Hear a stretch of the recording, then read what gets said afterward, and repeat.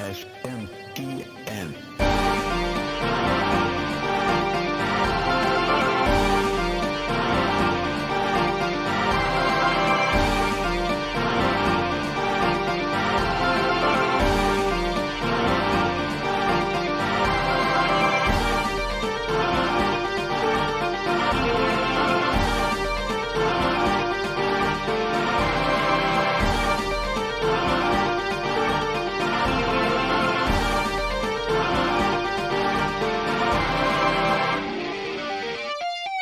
How's it going, everybody, and welcome to Shin, Megami, Tensei Network Link 342. The Spencer's recording this on 4 different audio channels just to really show that he has no faith in this actually getting lost this time.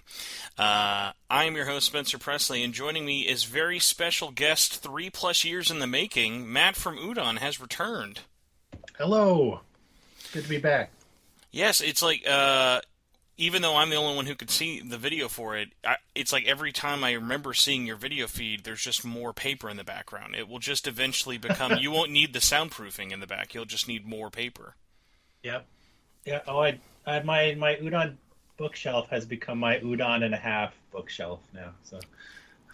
Because I can't see it, I like to imagine the Udon bookshelf is like the really tall, like file management ones where you have to have the sliding like ladder that goes up and down. Oh, that'd be cool.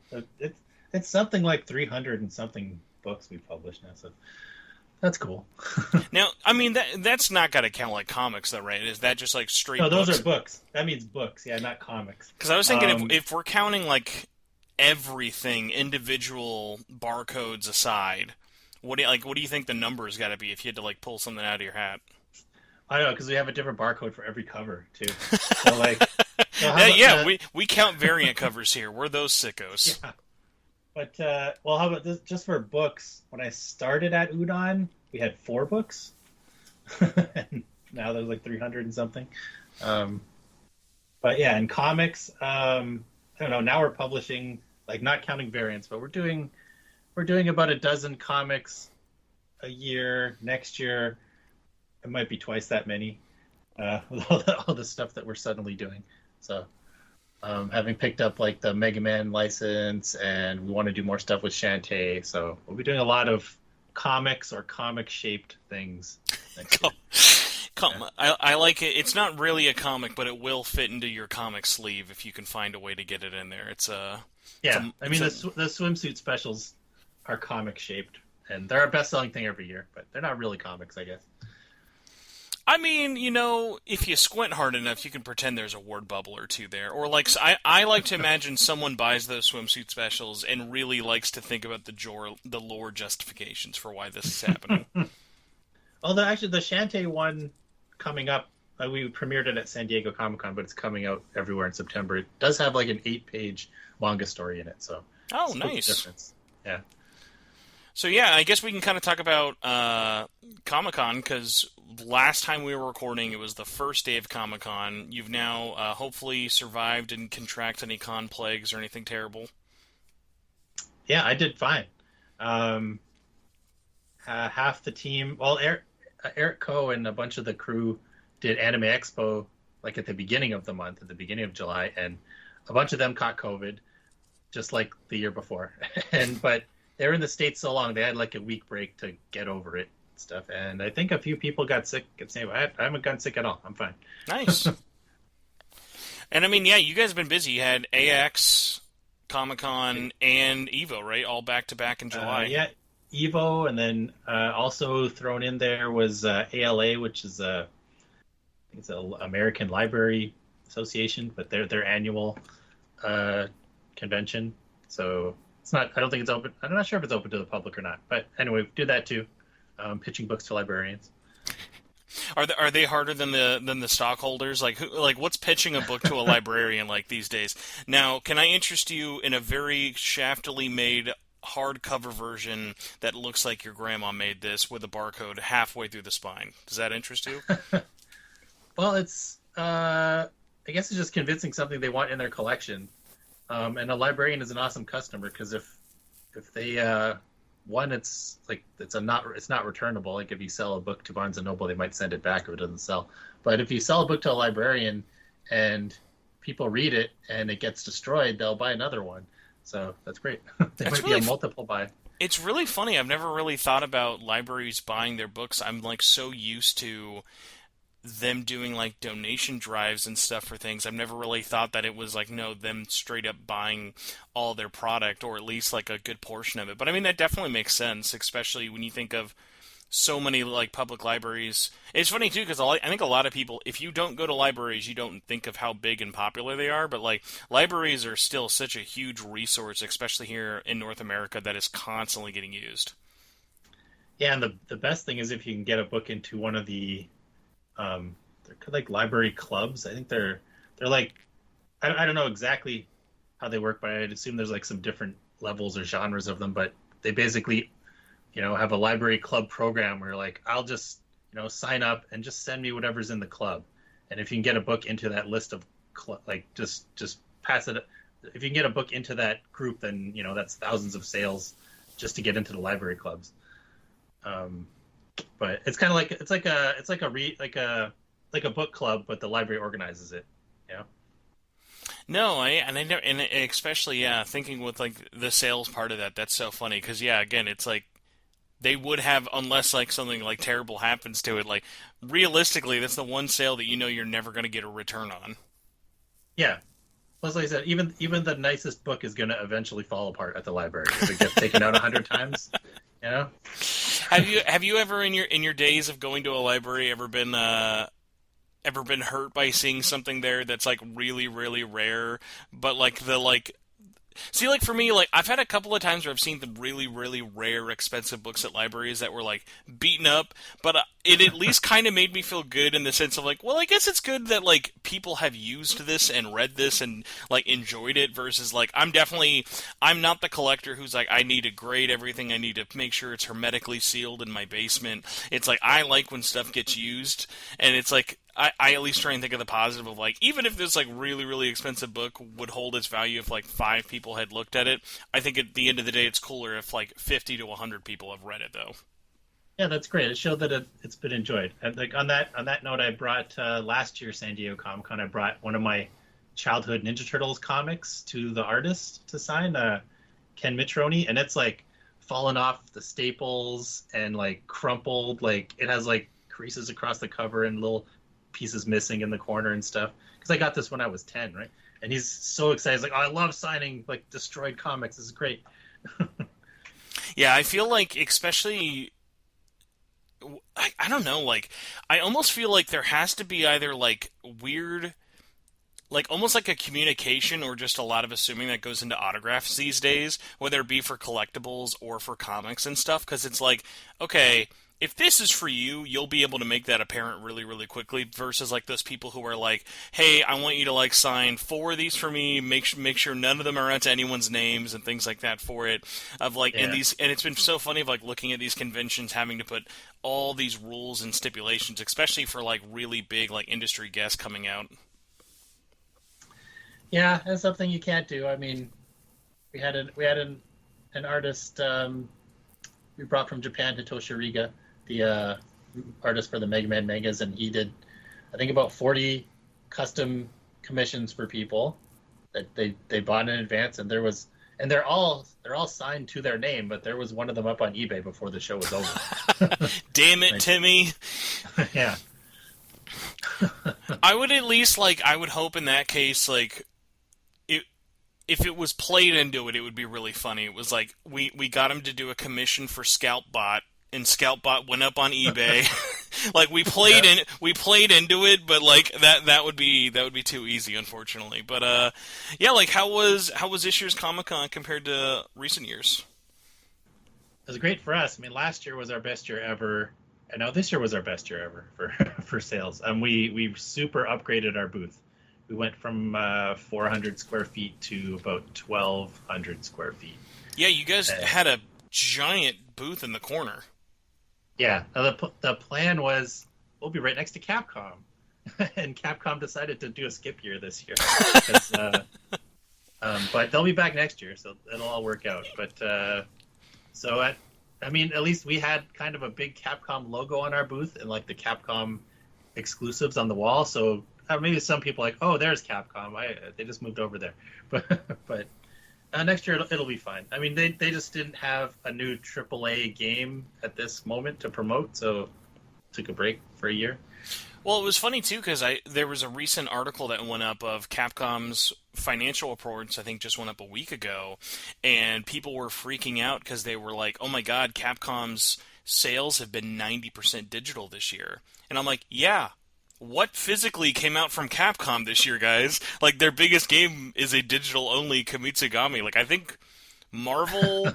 And Dead Rising will be their only physical games they come out this year, and those are all in the fall. So, like, yeah, I'm shocked they sold 7% of anything physically this year. Yeah, I wouldn't be too worried about that. I mean, Capcom's been doing pretty darn good. They just their game releases are not necessarily like on a yearly schedule. Yeah, and I mean, I like at least when they're kind of taking things off because I mean, as much of a fan as I am of their games, there would definitely get to a point. Also, because I know someone will correct me for this.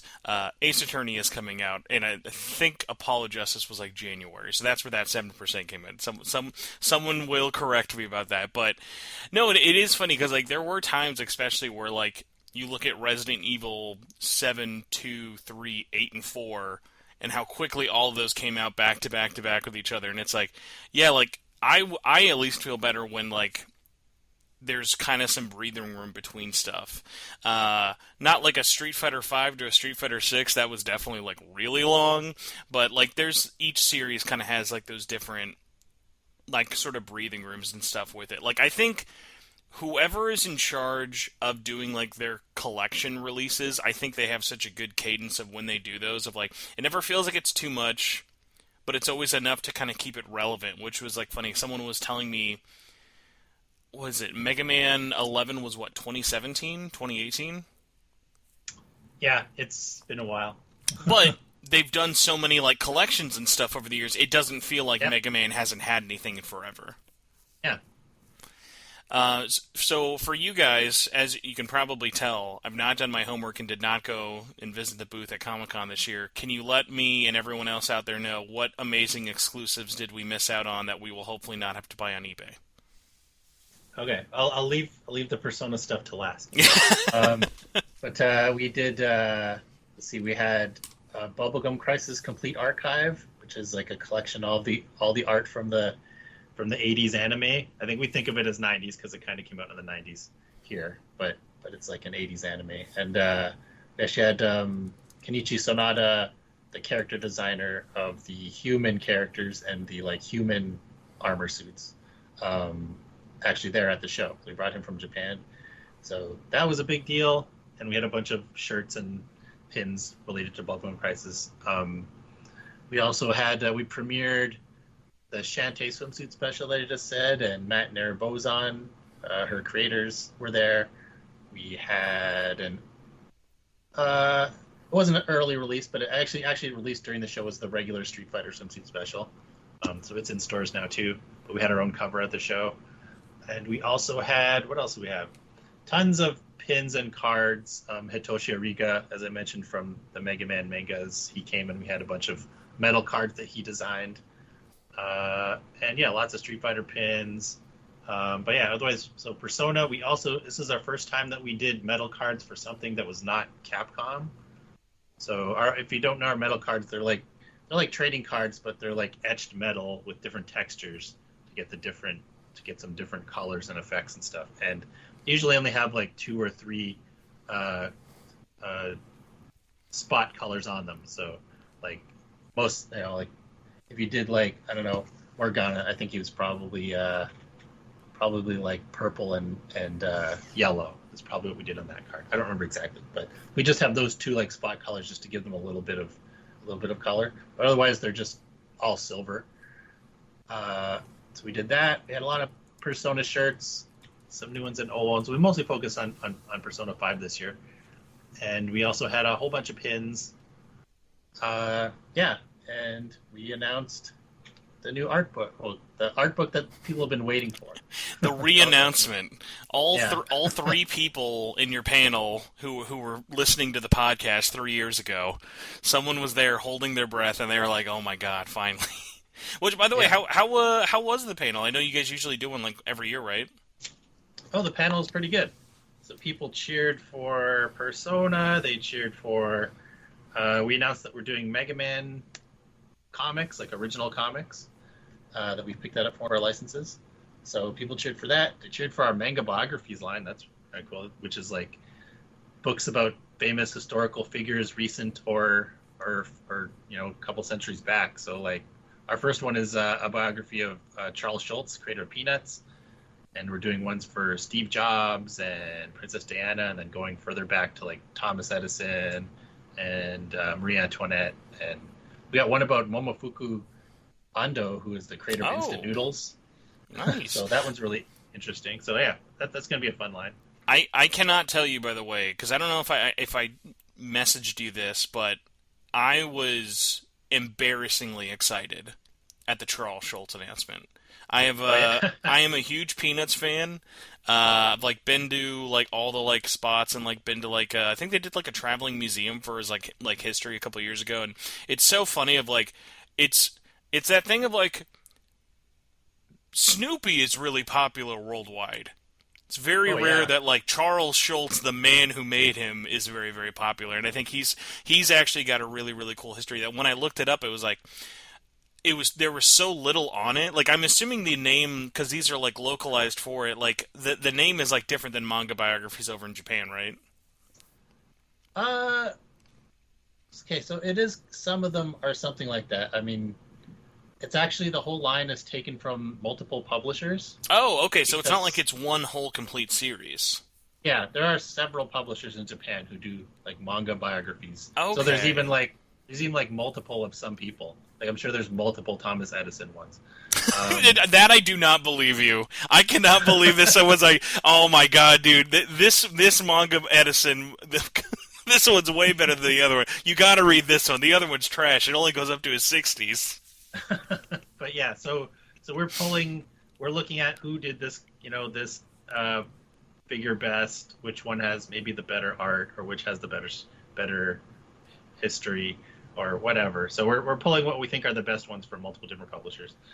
Uh, and yeah, they're really cool. I mean, the Schultz one, we worked with a lot of people here in North America. Like even though it already exists in Japan, and it's officially licensed by Peanuts and endorsed by the Charles Schultz estate, they they couldn't 100% read, check everything. So because it's in Japanese, they check translations of it, I guess. But now that we have an English version, they're like, oh, okay, we can be more precise and correct this for you. Like, or things that he wouldn't have said this that way, even though it says that in Japan, he wouldn't have actually said this. Just change the way he says this. Or I found there's a part where it shows him getting his Emmy for the Peanuts Christmas special, and like I found a video of him accepting the award, so I could put in the exact word that he said. That's really At that word. cool. Damn. But yeah, we worked with Peanuts Worldwide. We worked with um, the Charles Schultz Museum on a lot of the photo rights because there's some like bonus stuff in the back with actual photos. Oh, it's like Uh, scans of the actual photos that were taken. yeah, so there's like a extra section about actually, here's the real Charles Schultz and his family, and um, some of them from CBS, the CBS Photo Archive, because it was at some event that I guess CBS owns the photo somehow. But yeah, so we did a lot of working with people in North America to get this book right.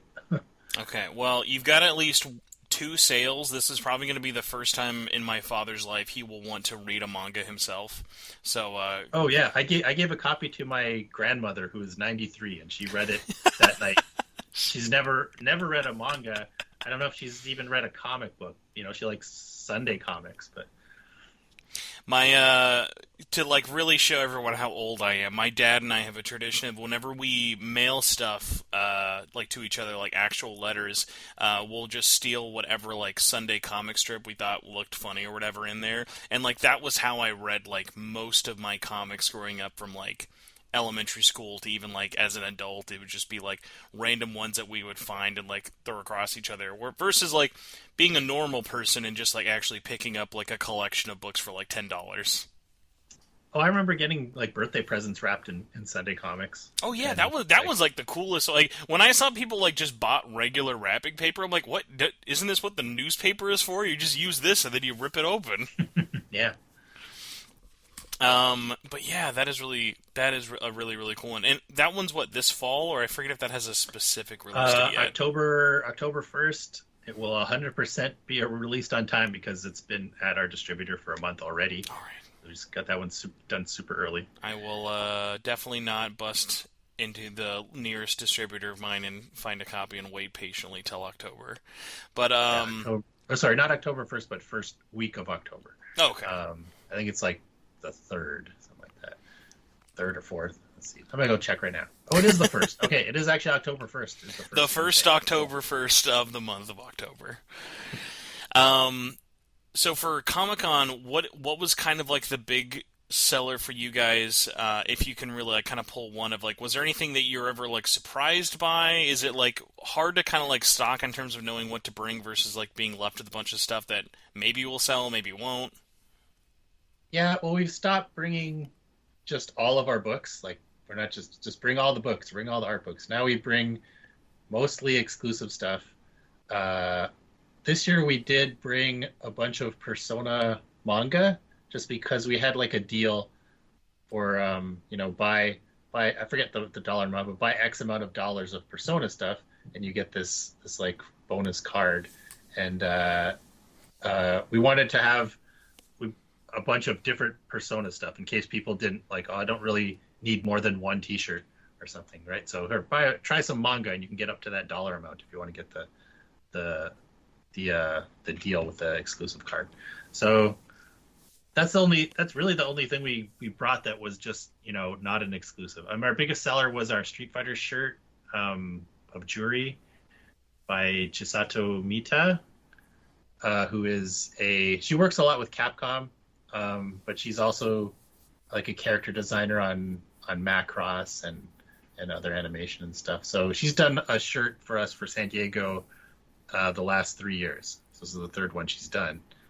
We did a Chun-Li and a Cammy and now Juri. So all girls from Street Fighter 6. And people wear them a lot. Like you see them all over the convention because they say San Diego on them. So everybody wants to wear them every year. So that's been really cool. And kind of related, because you mentioned exclusives, and it's like I feel every year, especially Comic-Con, has to kind of have it the most / the best worst, depending on who you are as a person out there. It's hard to pretty much not bring as many exclusives as possible, because that's like the thing most people really associate with SDCC. But I noticed at AX for this year, you guys had done the... Was it just I forget? Was it like a different cover, or for more than a married couple? Was that like an exclusive cover for it? It was a different cover, yeah. An exclusive is like, well, it's exclusive to us at conventions, and we'll probably sell those types of things on our website, but you have to pay shipping for it. Yeah. And like, have you guys ever tried really that before with like, at least like the manga side of things, like here's an exclusive cover? Because I can really only think of like a couple of examples outside of like the like Barnes and Noble ones where you guys have had like specifically marketed like manga covers. Yeah, it's not been a thing that we've done too much at conventions or on our own website, but this time we were able to get the mangaka. I forget her name; it's too far away. Yuri. Kanamura. Yes, there we go. And we had her she was able to come to Anime Expo, so we're like, okay, let's like arrange. She illustrated that cover for us. Sometimes our exclusives are just like, oh, rare art that we have available, but this time she drew this one for us. So that was great. And I think we have extra to offer on our website later. Yeah, I'm sure we do. So that'll be available at some point. Okay. Just you won't be able to get it signed like you could at Anime Expo. Let's see, besides that, now for you, because especially, we kind of talked about this a little bit with, like, stuff in, like, previous years, how do you handle working at SDCC versus I'm a fan and I would like to do X, Y, or Z thing there? Is it like year dependent? Is it just like a failed effort of even trying? Like, how do you get stuff that you want to do at Comic-Con done? I mean, I'm lucky. I can pretty much get the few things that I want done. I want to get a few exclusives because I've got like my main things are going to meetings and doing the Udon panel. So it's not going to take up all my time. The people who like nowadays, it was maybe different in the past when we were, say, like me and Eric Ko, who's the owner of Udon, like would run the booth as well. Now we've got like a team of people that run our booth at most of the big shows that we go to. So, and some of them, all they do is just they come to the show. Like they don't do anything else for Udon besides work the conventions. And mainly that's organized partly by our team at Crown, which is our online store fulfillment company. Oh, okay. So they mail out everything and they store everything and they handle our online store, like all the product listings there. So partly our conventions is them running it, like they create our booth and like have it produced. And also another group of people who are kind of headed up by Pete. This guy Pete, might see him online as Pete Fighter. But, yeah. So he's a cool guy who we I don't know. He's just so personable and excited and stuff and knowledgeable about Street Fighter, and so we're just happy to have him kind of run the sales at the booth. A few other people come with him that help work on the booth. So that's been great. So the rest of like myself and Eric and our other editor Marshall Dillon, we can pretty much just focus on meetings and panels at the show. And like any kind of like highlights or anything that stood out for you this year of anything you got to either see or do? Oh, well, it's changed. I spent an hour in line for stuff for my daughter. What did you get suckered into this year? This is Gravity Falls stuff. So like Gravity Falls plushies and Gravity Falls figurines. Yeah, and I took an Uber out to a Barnes & Noble to get a Barnes & Noble exclusive edition of a Gravity Falls book. Oh, yeah, what is it, the Book of Bill, right? Book of Bill, yeah. Yeah, it's heavy. It's weird. It's the paper they use. That book is heavier than it looks. I saw that, and I was like, I cannot believe someone at Disney got suckered into making this. Like, that definitely seemed to me like the kind of thing someone like Disney would be like, can we get any other company to make this? Like, for a show that hasn't been on the air in like 5 or 6 years, I was like, I'm not complaining. I was just shocked that it happened. Yeah, and it's good. My daughter's been reading it, and it's, a little spooky. She opened it up and was like, Dad, Bill took my blood. Like, I think that's like the whole thing. Like the Barnes and Noble one is like covered in blood, I think. Yeah, and it's all interactive stuff you do. You're supposed to push your thumb here, and you like take some of your blood, and you put your hand on the handprint and read this to summon Bill at the beginning of the book, and like, okay. That is too funny. Yeah, that book alone has led to so much more me randomly seeing random Gravity Falls discussion. It has been very, very wild. But yes, you know what? I did forget. We are unfortunately not a Gravity Falls podcast. I guess there might be maybe more Atlas related reason I've dragged you here today. But I guess we could really just talk about the big one. It'd be more just being me not to. So, 2021, you were on here.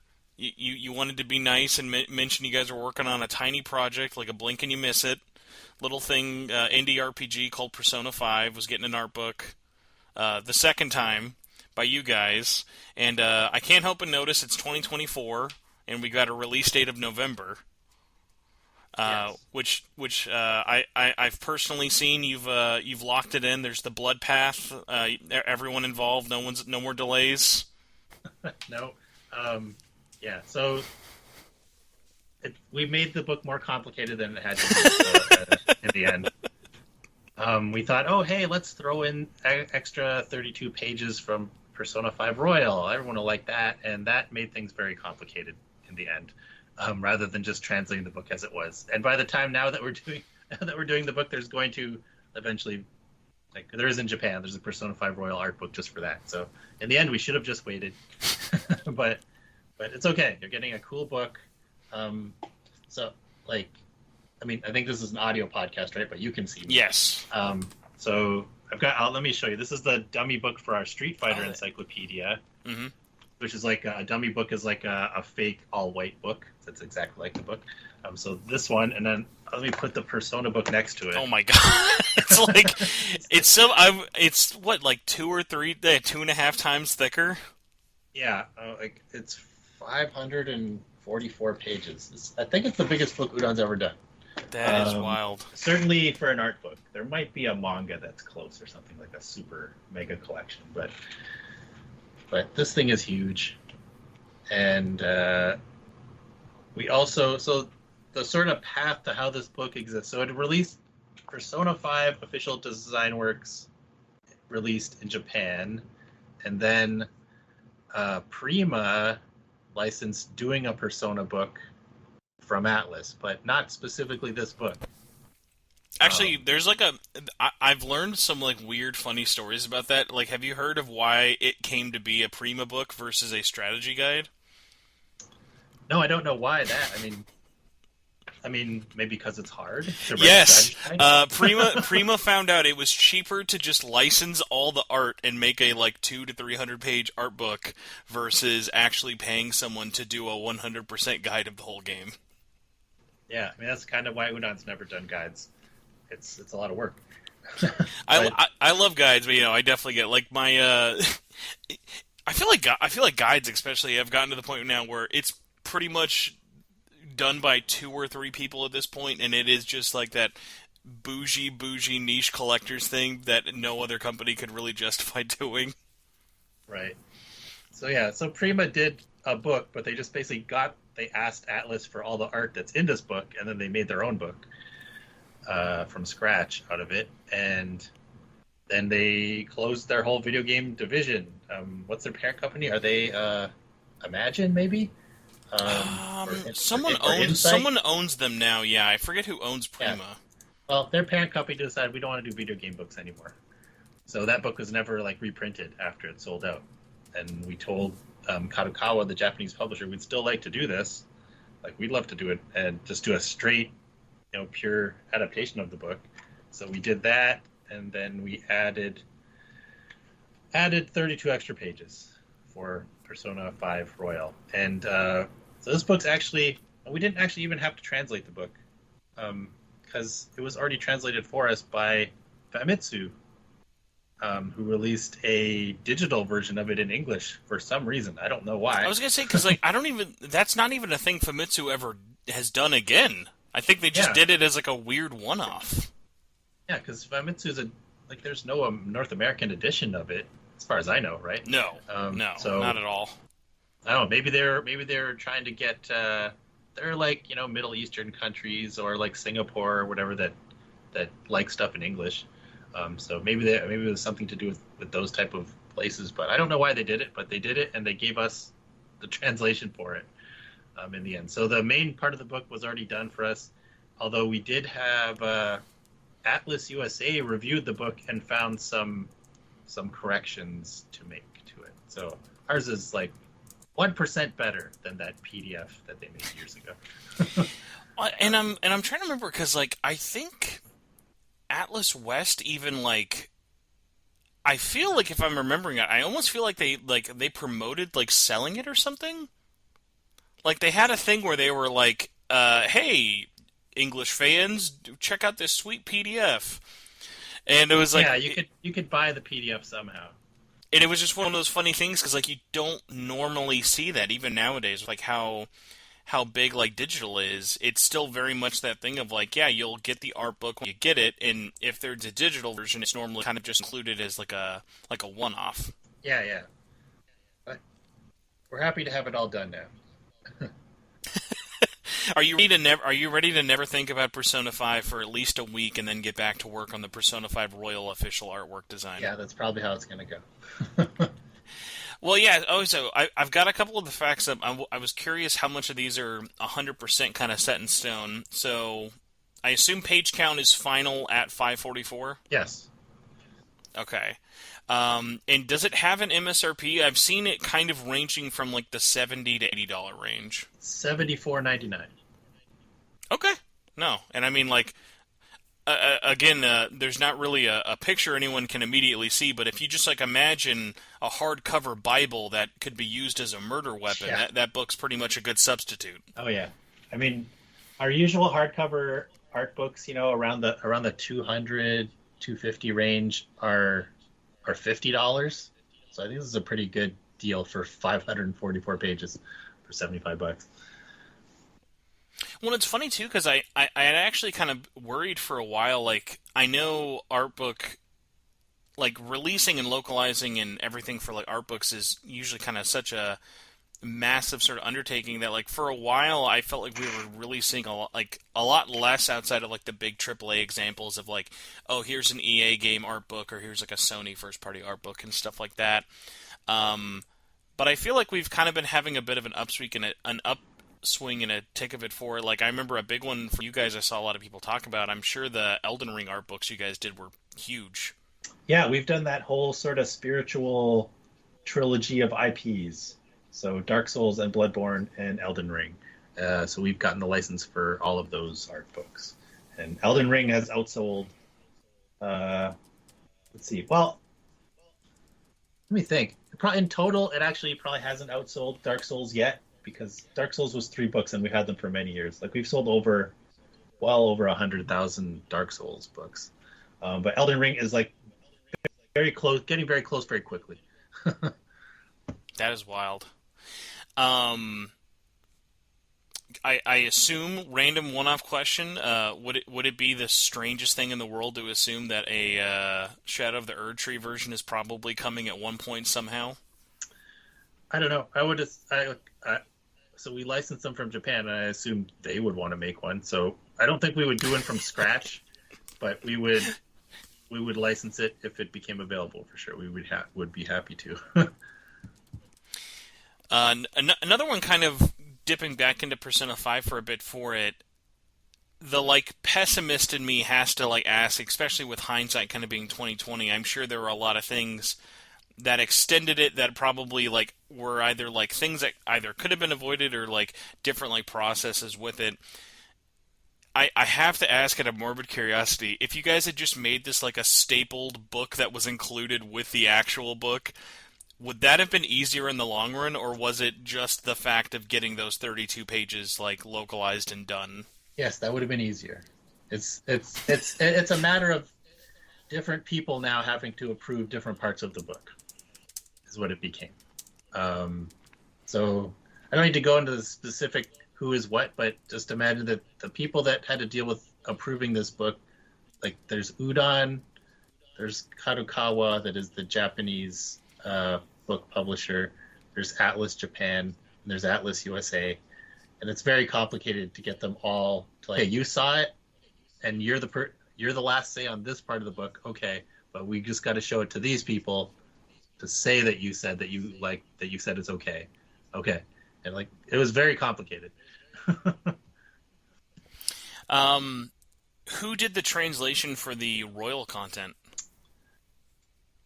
I don't know now. Wait. Let me see if I got it. Well, I mean, a lot of it came from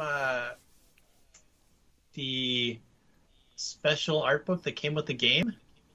Like the collector's edition art book, right? Yeah, so that's a lot of the stuff was already translated in that. So I think that's where we got everything for the new part. Okay. His new art book for Royal is what, like 5 months old? Like it just came out this year in Japan. Yeah. So yeah, I don't think. I mean, we have in-house translators that usually do business stuff and small things. I don't think we had to. I'll double check, but I don't think we had to get a full translator on this. Let me open it up and tell you though. Look at the credits. You can't see my secret files, can you? Reflected in my glasses. No, man, that would be funny. Oh my God, can you look at that? It's I don't even know. Like, what would release date? No, I was like thinking, what would be the most like unsatisfying like Udon project you guys could have on there? For like, oh my god, Garbage Pail Kids official design works finally getting translated. Um, yeah, I didn't. Yeah, we don't have anybody in our credits specifically for translation. I don't think we had anybody besides maybe our regular business translator, Megumi Cummings, might have had to, hey, there's a couple things that are missed in here. Can you look at them? But Yeah, and I was gonna say, especially if it's taken like from the North American art book specifically, they Atlas West translates whatever text is in there from the Japanese one too. yeah, so yeah, in this case, we don't have a specific translator. Just our regular people checking some things. Also, I feel like I should put this out there in case anyone is worried that you guys are just trying to be really greedy and double dipping someone. In case you do not know, the Royal Art Book is not all of the art from Persona 5. It is a very separate, different book. It's not like it's like an 800-page art book that just adds even more to it. They're like meant to be complementary to each other. Yeah, it's not an updated edition. It's like more stuff. Just because I'm sure there are people out there who, like, when one got announced, are just thinking, "Oh, well, I can just wait for the royal one now." Yeah, no, they'll definitely be separate things.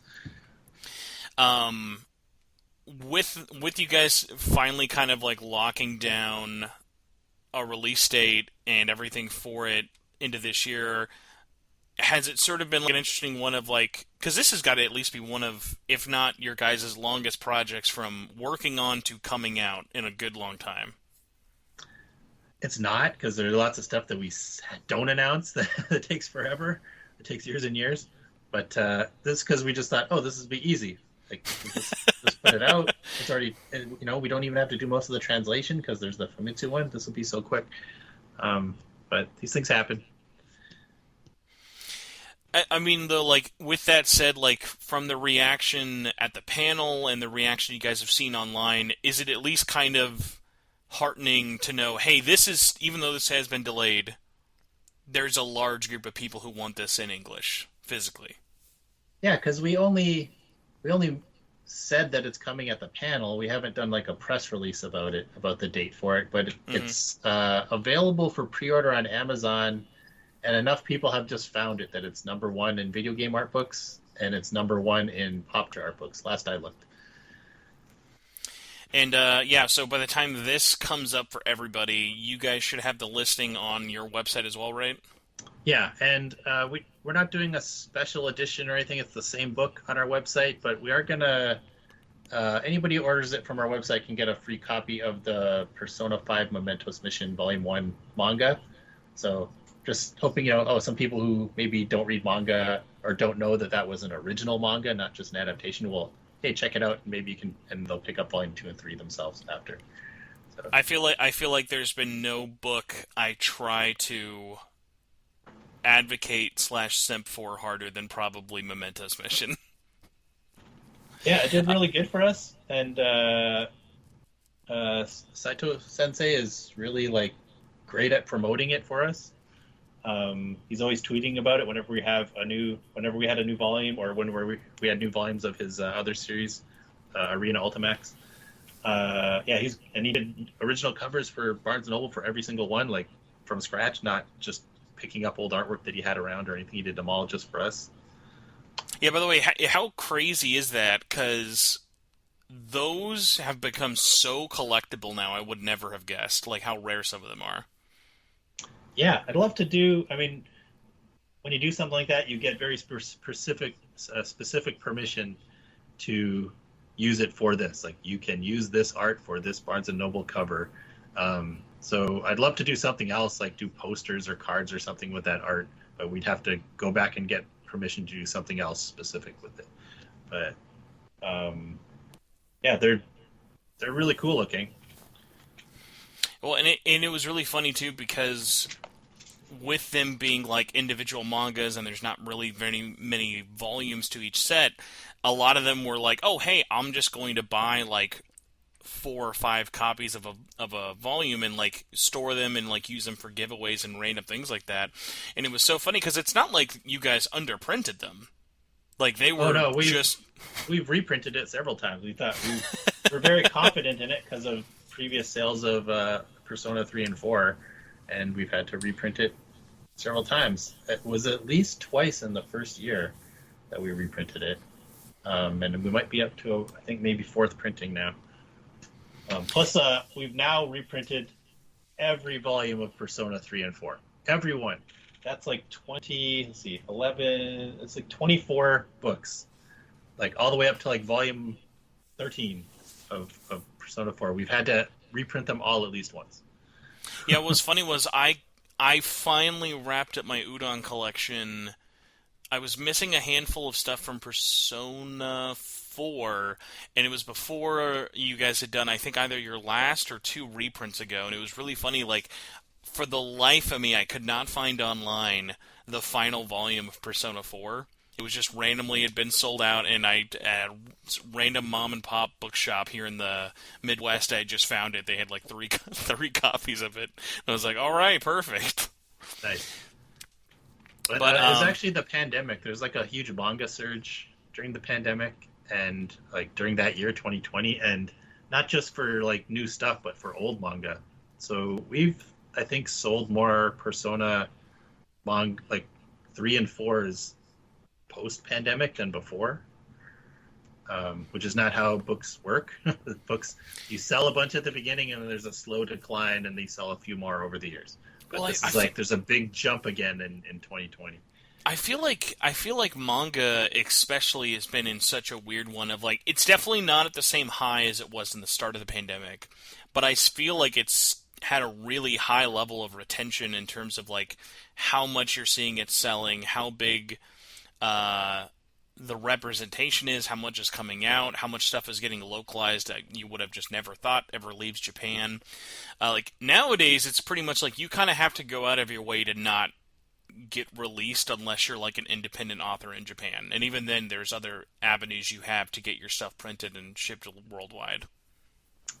Yeah, well, it's a golden age for English manga, for sure.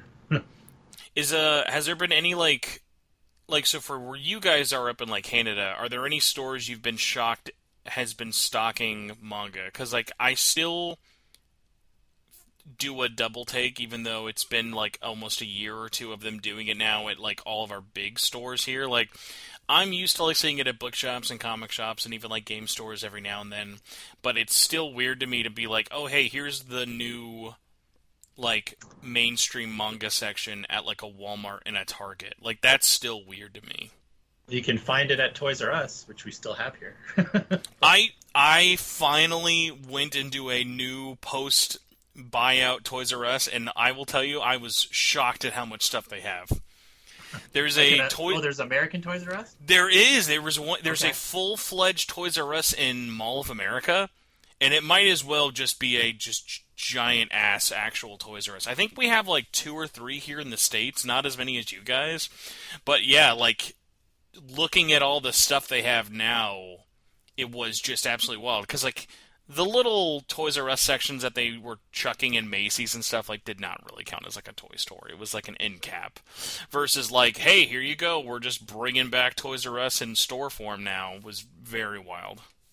Oh, dude, I live in Barrie, which is a city, I live near Barrie, which is a city an hour north of Toronto, and we have 2 Toys R Us in Barrie. What? We have a North End. How big are they? Like, I'll see your pictures every now and then of like the like selection stuff. Like, they always look like they're pretty well stocked, but like, how big are the stores?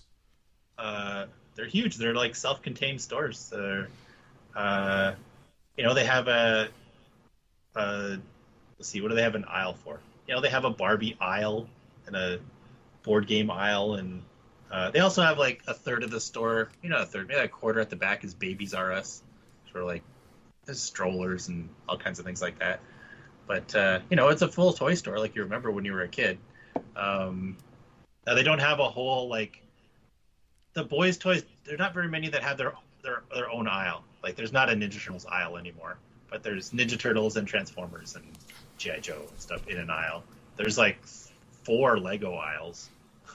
Yeah, the Lego aisles have just been turning, at least over here in the States, Lego has now become like every set around us has to just be like, if not like security locked, like behind a glass door. Lego is like the like it's become the like breast like the breast like formula of like, all right guys, you guys got to stop stealing this many Legos. We have like armed security guards around all the Lego sets.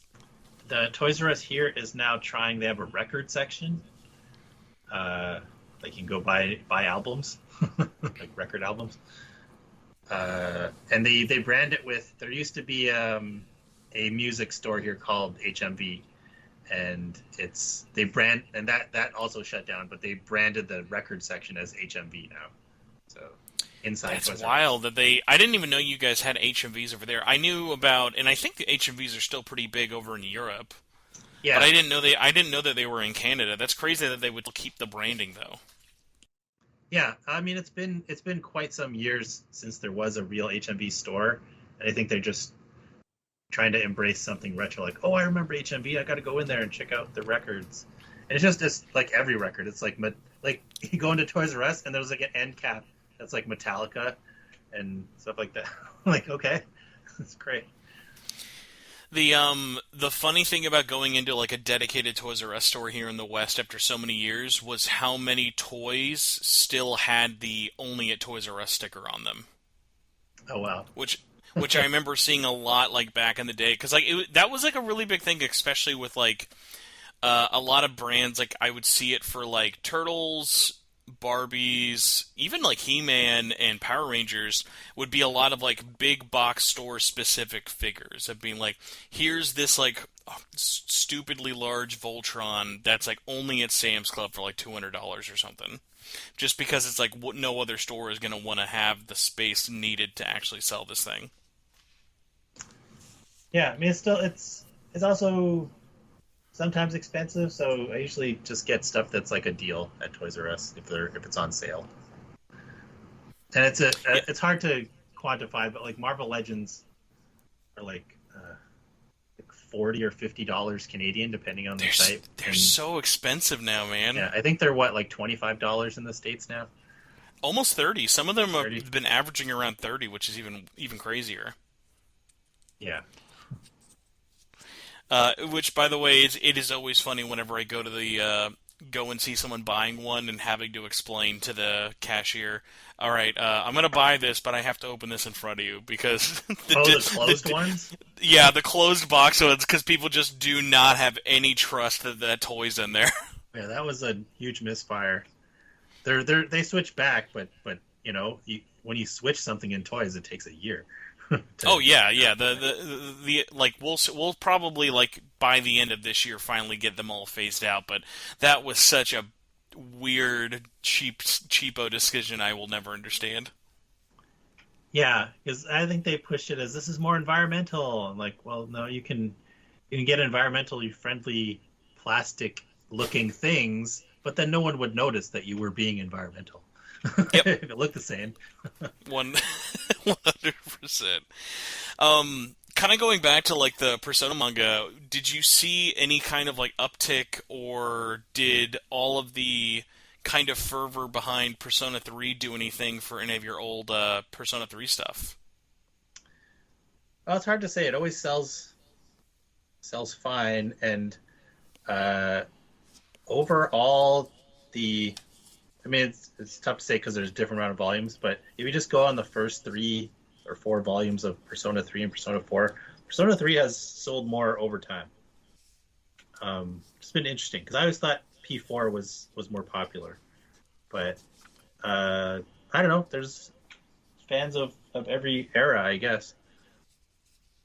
But yeah, we didn't specifically see anything from the re-release, but it's never stopped selling. It's it is kind of funny too because it's one of those weird ones that you like bring up of like how popular the like Persona 5 is versus like where people kind of assume Persona 4 is closely behind, but then we see how big, and whether it be nostalgia or if that like fandom was always there for Persona 3, it's really kind of interesting even just in the sense of like looking at something like when they did the most recent port of like Portable and Golden to like consoles and stuff like that, of like people were playing 3 Portable just as much as they were playing like Persona 4 Golden, which people would normally have just automatically assumed, no, way more people are going to be interested in Persona 4 versus Persona 3. Sometimes it's just that when there hasn't been as much stuff for a certain group, they will buy everything that comes out. So there's a lot more like there's probably a lot more like Persona 4 T-shirts and merch and stuff out there than there is for Persona 3. Like we've always seen that. Like one of our best-selling art books ever is Okami, because there's nothing for Okami. There's the 2 games that came out years and years ago, and if we ever do a pin or anything for Okami, it sells awesome, right? Because that fan group hardly ever gets anything, so they'll buy everything that comes out. So maybe the Persona 3 people just don't get as much stuff, so they'll buy everything that comes out related to it. So I know we had talked about this before, but this would have been unfortunately on an episode where the recording got completely trashed with it. But when I last talked with you, we were in between Persona 4 Arena just finishing and Ultimax about to start with it. It's been just about over a year or so, if not a little bit longer, since all of those have sort of come out. Can you kind of run through what it's sort of been like in retrospect of putting out this manga series so long after its original release, and kind of like what the reception was like to that? Did it kind of live up to your guys' expectations? Like, what was that sort of like? Because like, especially Ultimax for the longest time was that book series that we had all championed for, of like, we need this book, but like we'll never get it because it's a game that's so old and it just feels like it's never going to happen. Well, I mean, for us, it was after seeing how well Mementos Mission did, and like, Rikuro Saito has another Persona manga. Like, we can't really do it unless can't really do Ultimax without doing the Arena one first. And they're like, wait, well, IIQ is also kind of famous now. That's because if everyone doesn't know, a different artist did the Persona 4 Arena manga than did the Ultimax manga. But IIQ is the artist of the Rising of the Shield Hero manga, not the original novels, but the manga version. So he's pretty big now. I mean, I don't know if IIQ is a guy or a girl. I'm not be able to find that out easily. So, but that artist is pretty big now. And the Persona stuff has all done well for us. So yeah, we went after those with Kadokawa and got the rights to those, and are happy to. They fill in kind of a whole, like, they have such a nice transition in between, even though there, as far as that, there hasn't been any crossover of 5 with anything else, right? Persona Q. Persona Q? That's okay. only time. And is that kind of considered a what if weird thing, or is it part of? No, Atlas hates timelines, and they make everything canon. It's really funny. I had someone ask me recently, like, "Hey, is this canon versus not canon for Persona? Like, is Tactica not related because they're all a bunch of weird chibi figures in like medieval times?" Like, no, it's all canon. The dancing game's canon. The like Muso not like game is canon. Like, they're all related. You just gotta like think really hard or turn off your brain. Turning off your brain is a really good way to actually do that instead. Well, anyway, it fits nicely in with our manga, like as a 3 and 4 crossover, and then the second series, Ultimax, being the same artist as Mementos Mission. It just fits nicely in with our Persona mangas there, like in between 4 and 5. So I think it's great. How if you can either like get into it, or if you know off the top of your head, what was the comparison, just in the sense of obviously different artist, different story and everything for it? If you know if one did better than the other, versus like how did Ultimax do versus like Arena? They actually did about the same. I think it's people are just looking at them as it might be a matter of, well, Ultimax is just a continuation, so it should sell less, but people really like Rikuro Saito, so it evens out to sell a little more. So Yeah, that was the funny one. Of I had a lot of people I knew who just wanted Ultimax, but I would like tell them like, and especially the way you guys released them spaced apart, I think worked just well enough that it was like, if you're gonna get one, why not just get the other? You yeah, know, it's not a long series. There's only 3 volumes for the first one for Arena, and and I 4 for Ultimax. yeah, 4 for Ultimax. Well, it's funny. I was looking up, and it reminded me. Also, I now owe you probably a disgusting amount of Canadian currency for finally fixing my biggest complaint with your guys' variant covers of adding a different spine art. Oh, I cannot I cannot tell you how happy I was to see the different characters on the spines, just for the fact that like it makes pulling one out and knowing what it is infinitely easier. yeah. So we asked. I don't know. Saito really loves You protagonist. Narakami? The protect. Yeah, the protagonist in Persona 4. Um, but I put all when we asked him to do the variant covers, we asked him draw him with another character, and he of course put all of the protagonists on the front and all the other characters on the back. Like, okay, so I put the other characters on the spine. He's like, can I get at least one protagonist on the spines of the? Okay, fine. So one of them still has him on the spine, um, but at least they're all different, and it's the same in the regular editions. There's a different character on every spine. I've always wanted to like pick his brain about that because it is so funny. It's so funny to me of like you are not wrong. He really loves that character. Like he like when you compare the amount of promotional art that he's drawn, even especially for his work on like God Eater and even like Persona 5, it is so funny how much he has done in terms of just drawing that one character. And like I appreciate all the variant covers, but I would be lying if I said my favorite part is the back where it has the other characters who you haven't seen as much of, because yeah, there's always stuff for the protagonists on there for it. And even like as funny as it is to like say by comparison, but like the character on the first and fourth volume exclusive covers, it's crazy to think, but like this is the first time anyone's drawn art of like Sho or Labris and those characters in almost like 7-8 years. It's been forever. Yeah. We also I don't think we put a note about it or anything. We just thought people will just accept this, that the protagonist has a different name. He uses a different name in the Arena manga than in the Persona 4 manga.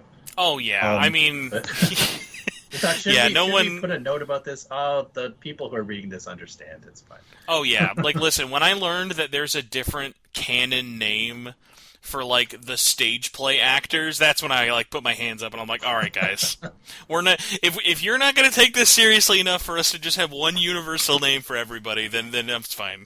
I'm going to just name them all Spencer, and that's my headcanon name for everybody.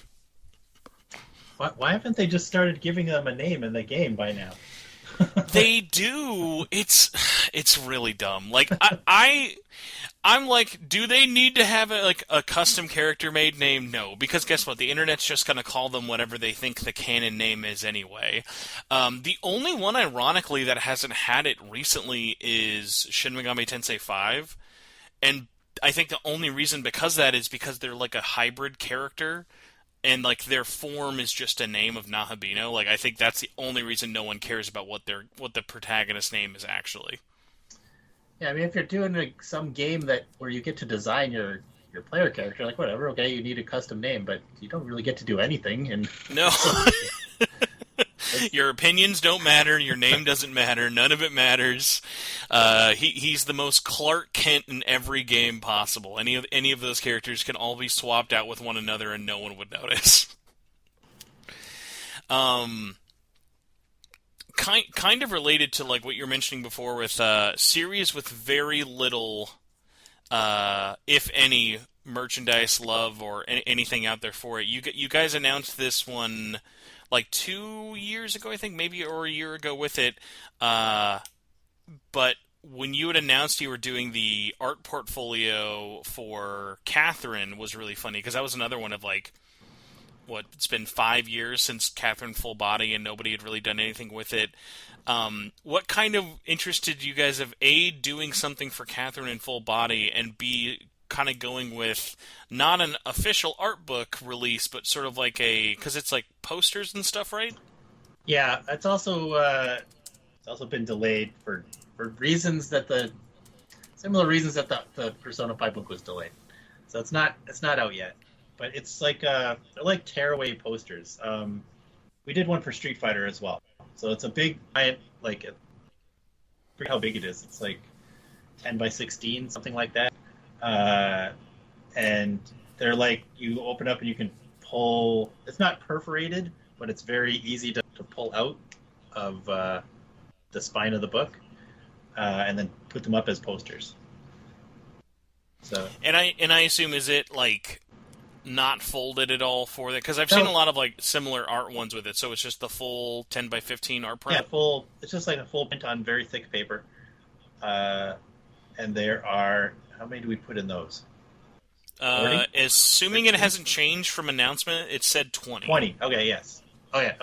I think of it as 40 because of front and back. But yeah, they're so the backs are just white with like the copyright on the back and like a logo of specifically which Catherine game the art came from. They have to put a different one for if it was from the original or if it was from Full Body. for the two different logos. Yeah. Do you get the stamp logo or the underwear logo? And it's not the only Catherine thing we have in the works. So. Whoa. That's probably not hard to figure out, but you'd be shocked. Do you know there's 3 different Catherine manga? I did not know that. So that's not what it is. Okay. Well, I was excited for a second. Never mind that. Now I have to do some research. For some reason, I never thought of that. But. The Catherine manga is really cool because they're interesting what-ifs. I think one of them even specifically is because like have you played Catherine? Oh yeah. I played through both of them. So you remember the whole motif, it never really shows you, but each Catherine, that like the demon Catherine that comes to Vincent, she looks like whatever your most desired version of her is going to look like. And so there's another one where it shows, here's what this Catherine looked like to these other guys and stuff like that. Got it. And I'd even forgot, damn, yeah, there is also a Catherine Full Body manga, so we can just add it to the list of things Spencer will forever hope comes out in English, even though he knows his luck for these things are very bad. But we live in a world where Ultimax release, so I can never say never anymore. I mean, Catherine is one of a couple games that gave me that Tetris effect, where you think about it when you're not playing it, like think about the puzzles. Just this, I move this, and the Catherine side tournaments at EVO are always one of my favorites. I got to participate in it 1 year, but those are competitive. Catherine is still very, very funny to me. What do they do? They just play 2 games at the same time, or no? Because remember, there's the 2-player mode. Oh, it's competitive. Oh, I've never done it, so I've never played it by myself. So if you played Full Body actually. It was very short-lived because I think the just interest in Catherine wasn't as much for Full Body as the original.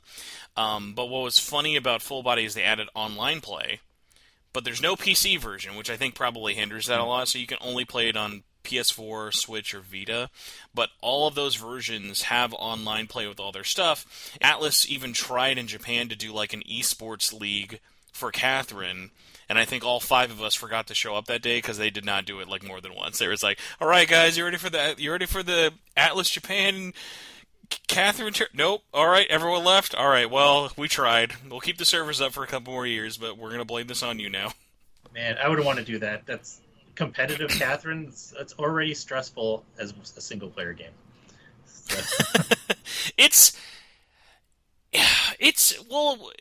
It is stressful. It's like in that way of I always forget what it's called, but like when you beat the game, how there was like that little like Tower of Babel mode or something where like you would have to go climb up these like crazy 100, 300 foot like floor ones where it almost felt like never ending. Like it would be kind of like that, but with versus there were ways of messing with your opponent. So matches never lasted as long, but they were probably more like hectic because you could affect and move your opponent's blocks at the same time. Okay, got it. Cool.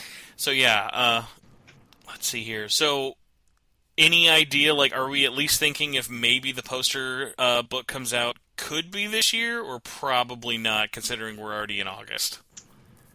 I might have to wait until next year, like early Can next we year. blame? So there's no words in it. There's no 32-page edition from Full Body. Who can I be blindly mad at online for the delay of this portfolio? Uh, blame the evil Catherine with that. Whatever one you think is the most Yeah. evil. So, are you a C Catherine, a K Catherine, or a Q Catherine guy? Uh, I mean, There's no wrong answer. K Catherine is kind of a jerk, but she didn't really do anything wrong. Nothing's her fault.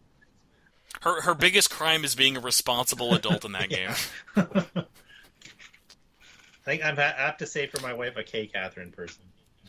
Okay. Sorry, I'm playing this puzzle game. What's it about? It's about cheating on your girlfriend.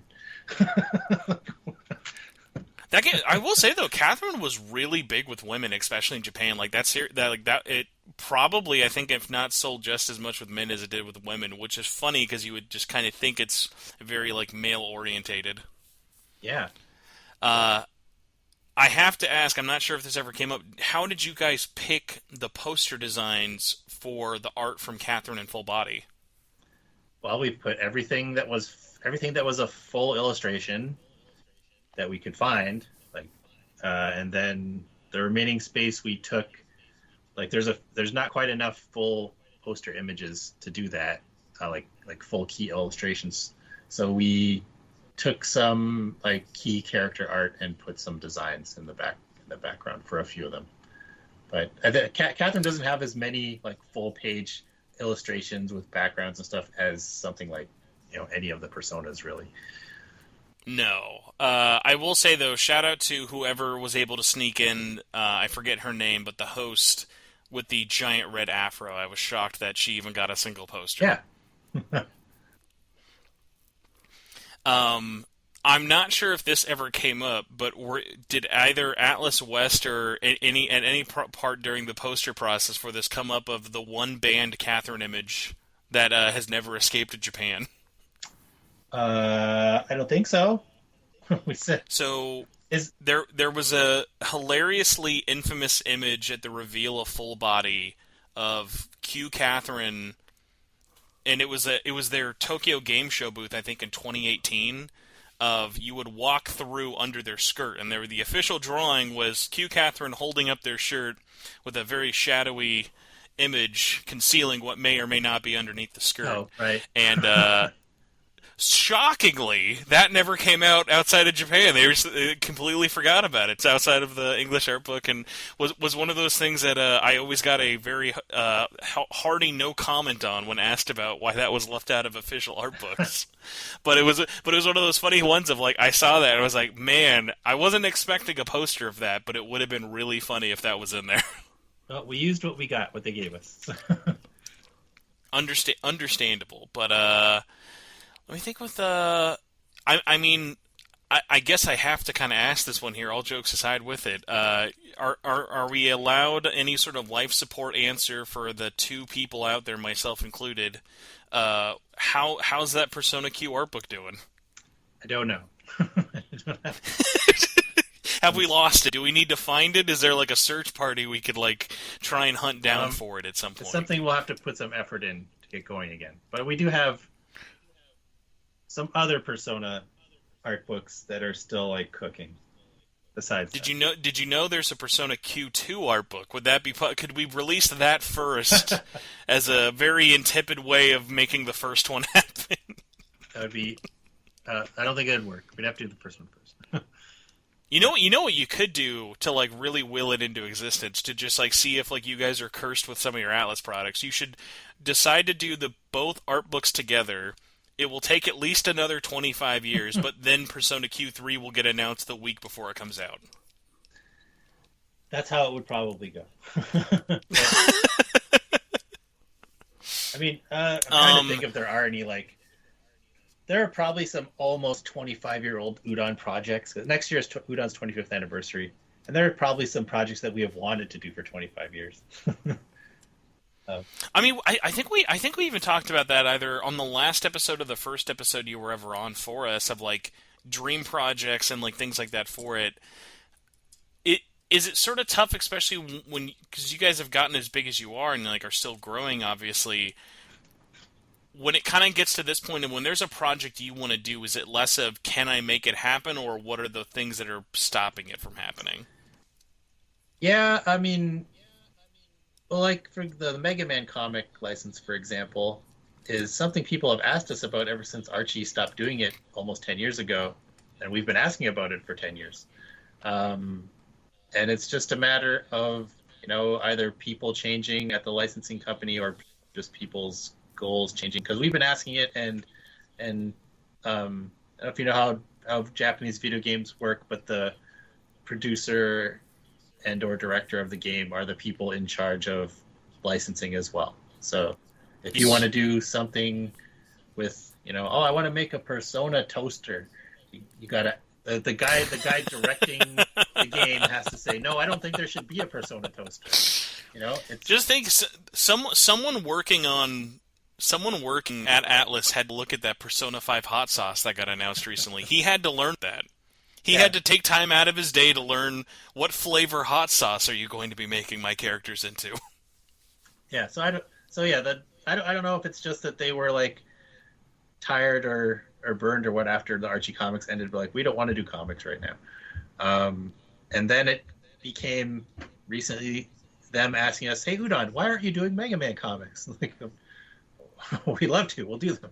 It's funny because, like, you guys, I would assume most people just assume you guys get first rights for that kind of stuff because of the history you've all had with Capcom for so long.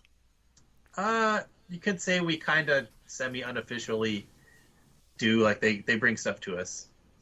Like, we think there should be a comic of this. Do you want to do it? Like, okay. But... So I can thank Capcom for the Darkstalkers comic coming back, like or Final Fight.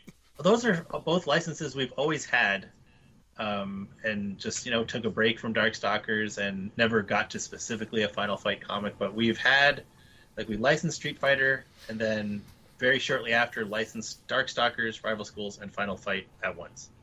And Final Fight was for a long time kind of semi-considered part of the Street Fighter license.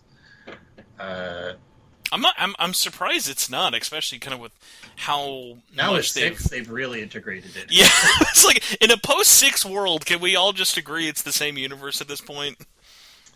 Yeah, so certainly they've decided that Rival Schools and Final Fight and Street Fighter are all certainly the same universe. And in our comics, we also add Darkstalkers, and who knows? Maybe we can add Mega Man one day. Like maybe Mega Man will have a time adventure and they'll be on the same continuum or something. I don't know. We did sneak Dr. Wily into a Street Fighter issue. Like we're like, oh, it was a very young brown-haired Dr. Wily. before all the stress and Robot Masters came in and ruined everything. Yeah. So how I got on that is just saying, like, lately there have been a lot of companies, there have been a lot of projects where like this will never happen. This is one of our dream projects, and then or we've been asking about to a license for years, and them saying no, and them suddenly have come to us and said, "Can you please do this?" Like I can think of like 3 projects we got in the works where they recently came to us and say, "We really want to do this now." so I don't think Udon's built our reputation as a stable company, I guess. I mean, I know that some of these other publishers, like there are publishers that are, they lose money every year, or they have, like they've taken investor money and not made it back. Like Udon has no investors and has one owner and has no debt, and so kind of lucky that way, I guess. No, I mean, especially, yeah, like you mentioned, the market is very, very much not common to have that be the way it's set up. I know I may be like 12 years either too late or 12 years too early, but with your guys' relationship with Capcom, are you any more optimistic of getting to do any more MVC stuff? It's a good time to do it, I'll say. Yeah, I Say was gonna say people are pretty excited to buy those old games again. yeah. You know what I really want is, in that vein, I really want Tatsunoko versus Capcom re-released, because that was only ever on, I think, We, Wii. Yeah. yeah, and there was never. I don't think they did any English art book for that, did they? No, but Udon did include some of it in one of our art books, one of our Art of Capcom art books. And some little bits of it appear in other Capcom art books, like Street Fighter, when they just put everything Street Fighter or any crossover in the book. Yeah, there's no dedicated art book, but I would just love to just play that on Switch or something, or even on PS5, whatever. Just play it on something else. Don't want to have to dig out my Wii to play it. I mean, I feel like, especially where we were a couple years ago, like, well, Tatsunoko vs. Capcom always felt like a impossible game to get localized, even back when it first released. But, like, nowadays, I especially just sort of feel like anything's possible. So, like, I would definitely say never on Tatsunoko, because that, for me, felt like such a crazy, I can't believe we're going to get this, that in a world where like Capcom is so big on re-releasing some of their stuff with it, I can't think of anything on the Tatsunoko side that would stop them from wanting to license it again. Like, I don't really think there's any like burned characters or brands that have happened in the last like 14 years since that game came out. Yeah, there's just the one character who has complicated North American rights who they cut out anyway, the genie guy. Oh yeah, but again, it's like that's. If you have to lose one, I think the rest of the cast still makes up for it. Right. I totally forgot about him. I actually just had a picture of him pull up. I was like, oh yeah, who is that guy? What's another one I was going to be for? So you guys are still doing more stuff with Shantae. You've announced the swimsuit cover and stuff for that for it. Is that relationship still kind of more of a relationship Udon has with Way Forward itself, or is that more, especially just because I know the Bosons still have like their rights and stuff with that character, is that more of like a Boson Udon relationship, or is that like a Way Forward thing too? So the two projects we've done were done two ways. So the art book we did, which we're actually gonna get that back into print soon, was with Way Forward, because it's art of the games. But the Bosons were very involved in it, and the way it is that that, as I understand, Way Forward owns the games, but the Bosons own the IP. They own the property themselves. So if it's not a game, they can do whatever they want with it, sort of a thing. They could go make a Shantae movie, probably. Yeah. So the swimsuit special, because it's something 100% original, is just something we've done with the Bosons. They have their own company called Boson. They actually produced most of the art for it themselves with their favorite approved artists that they work with. So people who've worked on the games or people who've done key art, things like that. And Udon did some variant covers for it. But since it did so well, it did very well on our website. We're talking to them about what else can we do? What else can we do with Shantae? And is that kind of like one of those tough things of, and I know you guys do a ton of these like variants with like the comic books and stuff issues, but like, is it ever sort of tough of like knowing what's the right amount of different kind of releases to do, whether it be hardcover, softcover, special cover prints, or like foils or embossed and things like that? Like, is it like, what's the balancing act of knowing what's the right fit, what's too much, and what's not enough? Yeah, part of it is experimenting. Like we did the gold foil stamped version of the main cover for Shantae, which is the same as the regular edition, but her bikini and her gold jewelry and stuff is like gold stamped on to her. So that was something new to try at the convention. But generally, we've by now gotten a pretty good like balance of exactly how many covers we're going to do for any particular comic. And our usual formula is we'll do two standard like $5 cover. So we'll do Comic Market, two standard $5 covers, a blank sketch cover, which is more expensive. It costs like $7, and then a 5-to-1 incentive, which is if you order up five or more of any of the other covers, you can order this one. So it's a little bit rare, and your comic shop can sell it for $20 or $30, whatever you want. And then we will do, in addition to that, we will usually do two exclusive covers on our website, one for $20 and one which is like a alternate version of that same art for $50, and that'll be super limited to like 250 copies. And that has very well worked out. That seems to be like that 250 copies seems to be how many the market wants. Sometimes it sells out in a couple days, sometimes in a week. And then the $20 one is like the collectible one for as many people who want to buy it. And it's just, I don't know, financially that works out really good. I know there are some people who look back at this as like, oh, remember the 90s when variant covers like destroyed comics? And like, well, it wasn't really variant covers.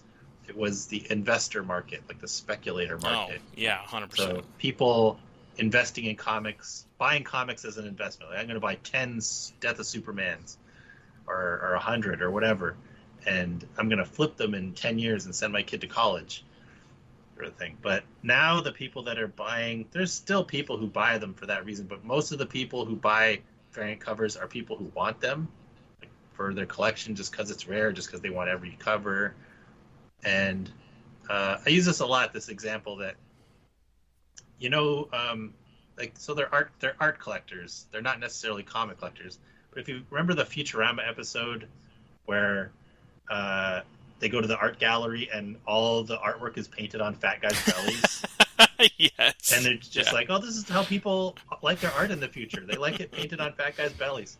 And that's just what people want. They want their art on a comic book now. Like, if we did all these variants and sold them as 11x17 prints instead for the same price, it would actually be cheaper for us to just make a print.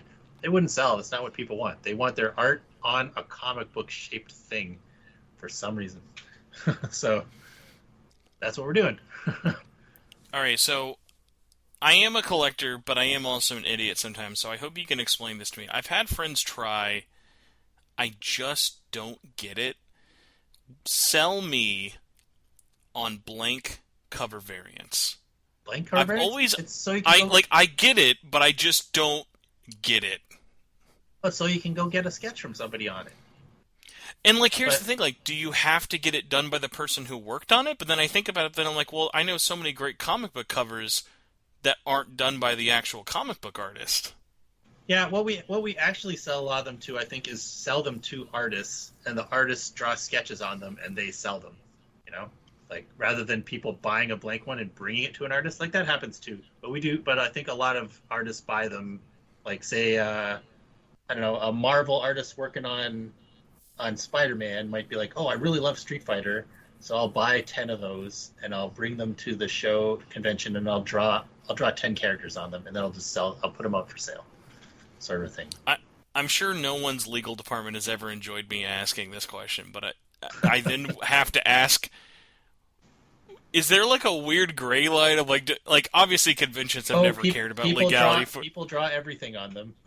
They draw. Yeah, well, and that's why I'm like wondering. I'm like, okay, so like let's say, because like again, like it's not like a thing that Udon. Like, I don't even know who started like the blank cover variants. Like, would you even like? I feel like that's been a thing for like 20 years now.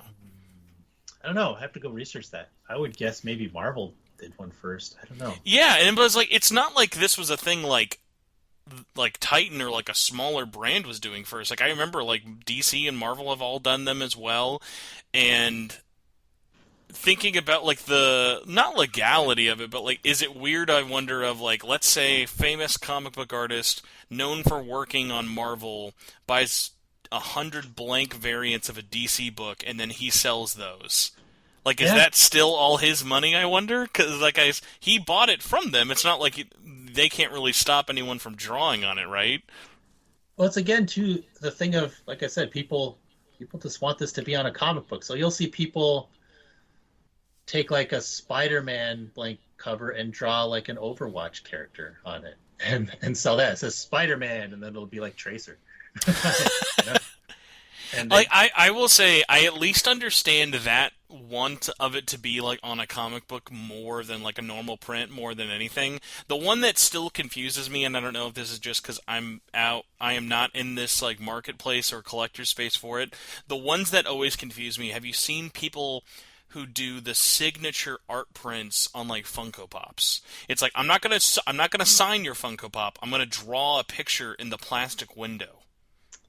I haven't seen that. And like those break me. I'm like, hold on, what are we even doing anymore at this point? Like, is this even? I can't even see the toy anymore. This is just a drawing covering the toy.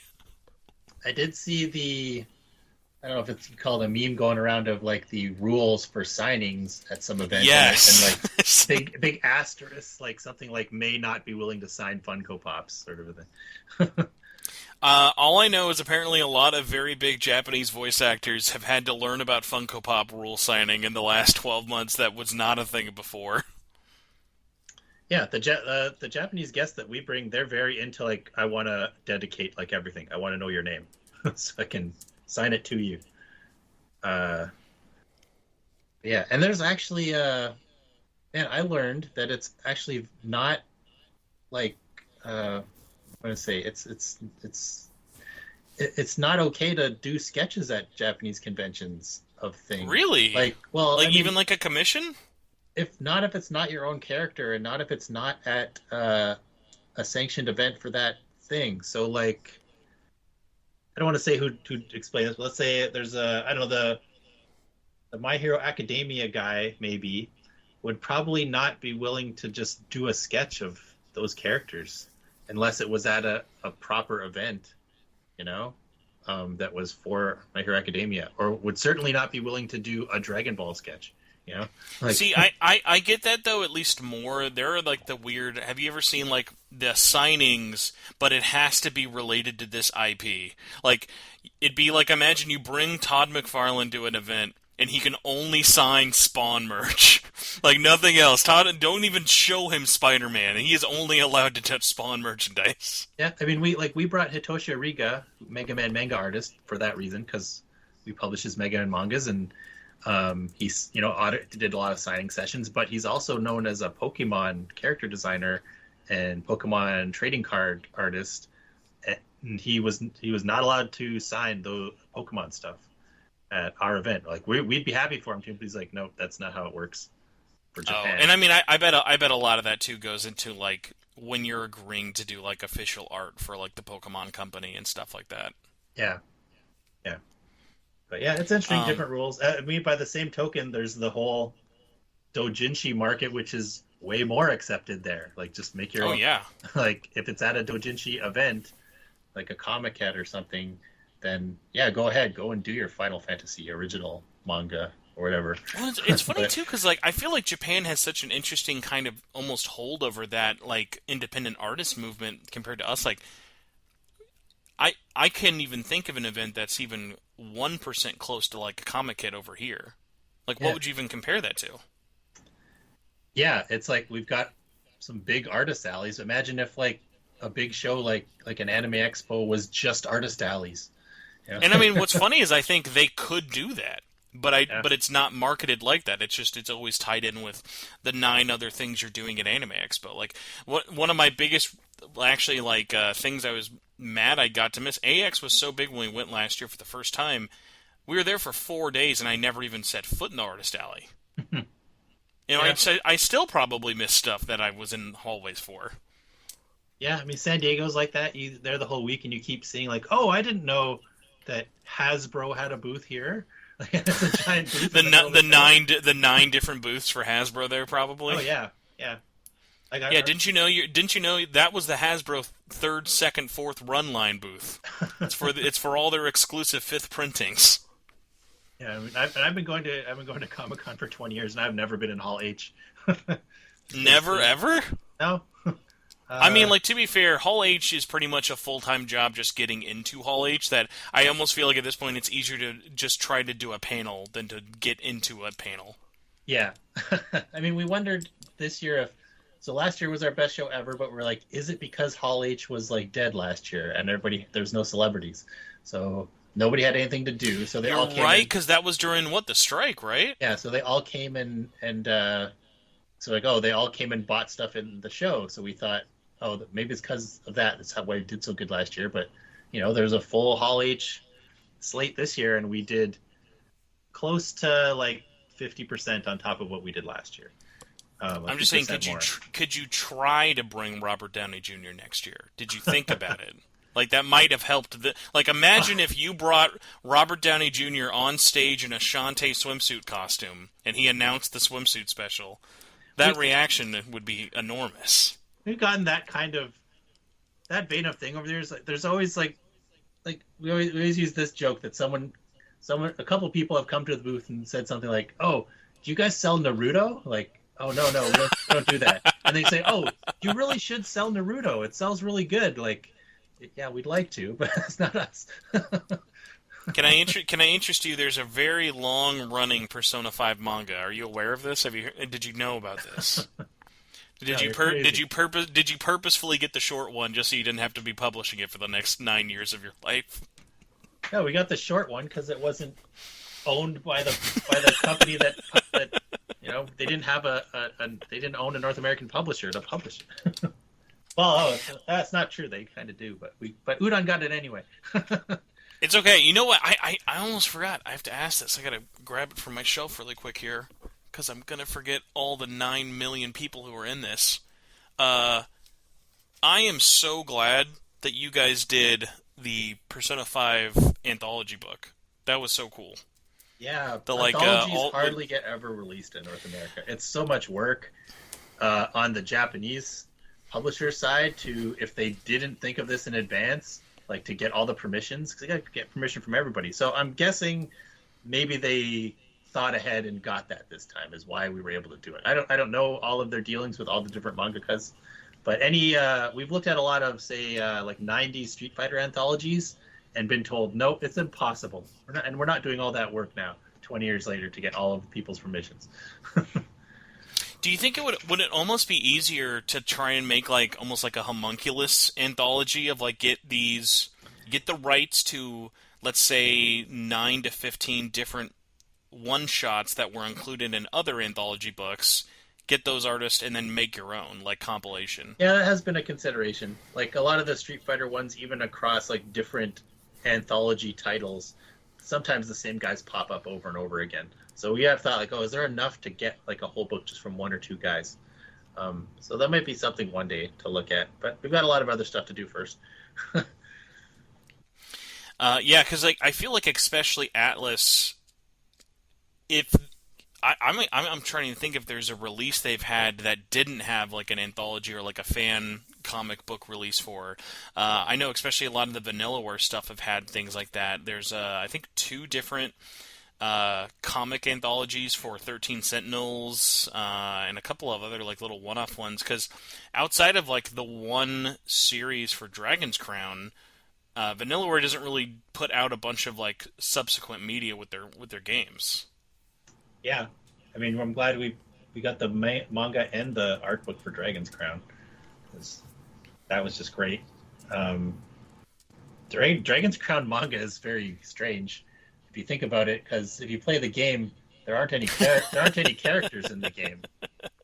There really are just archetypes in the game. Like they're not characters. There's not a sorceress. There's a sorceress. Yeah, archetype, you can have like 3 of them on your team. My elf is the exact same as your elf. Yeah, well, there's or it could be completely different too, right? You could have multiple of a type. But no, they did a good job. I don't think they have names either. And I think there's just the dwarf. No, yeah, and the sorceress. How was the reception when the Persona 5 one came out? Because I know that one was a little bit of a weird one. It was, I think, in between Arena and Ultimax. And again, it's not really a thing we ever see localized in English for it. Like, how did that kind of do to expectations of just sort of like this one-off release? Oh, it did fine. It's not as good as Memento's Mission, but it's totally fine. Probably eventually have to reprint it one day. It'll probably sell out, I'm sure. And we are looking at what else we can do, and we have like a super list of every Persona manga ever, and we're just slowly looking at them all. Like, okay, this is anthology, we can't do it. Oh, this is not an anthology, maybe we can do that one. But I think we've covered all the big ones, besides the P5 one that another publisher did. But otherwise, I think we've gotten all the big series. I mean, it will be very niche, but there is a hilariously vocal fandom, understandably, for the first Persona's manga. Yeah, I don't. That's one area we don't really know, like what people think of Persona 1 and 2. We like it. We're just old. That's kind of where we're at. We're old. We don't have a lot of merchandise to buy. We ran out of acrylic stands for the 25th anniversary, so we're just kind of waiting for anything at this point. It's kind of like Street Fighter 2. To like most, like there was a Street Fighter 1. Really? Before Street Fighter 2, Well, you're crazy. what was funny is actually for the longest time with the Persona 1 manga, what we thought was the biggest holdup was it's an eight manga run. It's like a pretty decent size. I'd say similar to like the Devil Survivor series in terms of like the scope of like how many pages it is. But we thought it was actually held up for the longest time because Square Enix was actually the original publisher of it. Oh, well, we haven't And licensed anything from them before. There's a Darkstalkers well, one no. that I'd love to get from them. But Oh, I did forget about the Darkstalkers one. No, what was funny though is it actually got reprinted in Japan over a decade later. oh, So is that maybe like by like Fukan or something, or no, it was done by Ichijinsha. Okay, Mhm. well, there's real possibilities Yeah. there. Then we know that. Yeah, so they had done a reprint of it 2009, and then what was funny about it was unlike a lot of like Japanese manga where it's just pretty much like flooded the market because like I think especially in Japan like in that kind of heyday of how big manga was, especially in like the late 90s, early 2000s, it was really funny of like you'd have to really try hard to find like a rare like a Naruto or like a something like that. Like there were so many like hundreds and hundreds of thousands of like these manga getting printed all the time. It was funny like I saw a startup collector company. Their whole thing was like trying to get into the rare manga scene, and it was like this is the first appearance, this is the first printing of Naruto, and I'm like, do you know like how cheap those are over there? Like you could pretend like we can lie to the gaijin and say like, listen, dude, this is a $500 copy of Bleach. But like, I guarantee you, there's probably at least half of the Volume 1 Bleaches over there are all the first edition print. Yeah, I'm kind of glad that collector market hasn't hit manga very much. Like if you wanted to read, say, if you wanted a copy of, I don't know, first appearance of Deadpool, like, oh, the first appearance of Deadpool, it's a very different thing to get the comic than to paperback has it in it. But you want to read the first volume of whatever Dragon Ball, I don't care what version I get. I just want to read it. Yeah, like they're not going to care what printing it's on. Like I feel like I'm already a psycho that I look for that. That's one of the first things I look for is when was this printed and what was it like first or second. What was funny actually back in the day, Viz, because they didn't do as many reprints, was Viz would actually individually put every print date so you could see first print date was March, second was September, and it would show all of them. And they eventually got to the point where, like, understandably, if you're reprinting a book like 12 times, you're not going to want to make an entire page full of reprint credits. Oh yeah, I've gotten some printer samples of manga, like the printer that does say a Viz manga, and here's a few of our manga samples. They'll be like, oh, like printing 17 of like volume 33 of One Piece. You know, like, oh my gosh. It makes it really.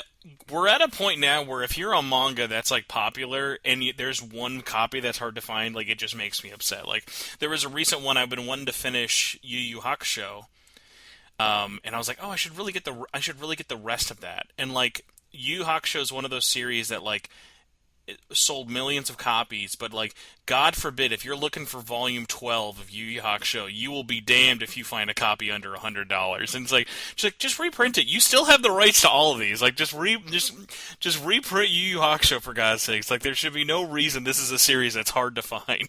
Yeah, that should always be available in like bind-ups or something. Even that's what I love when you get like even series that aren't huge. Like I got Monster, if you know that one in.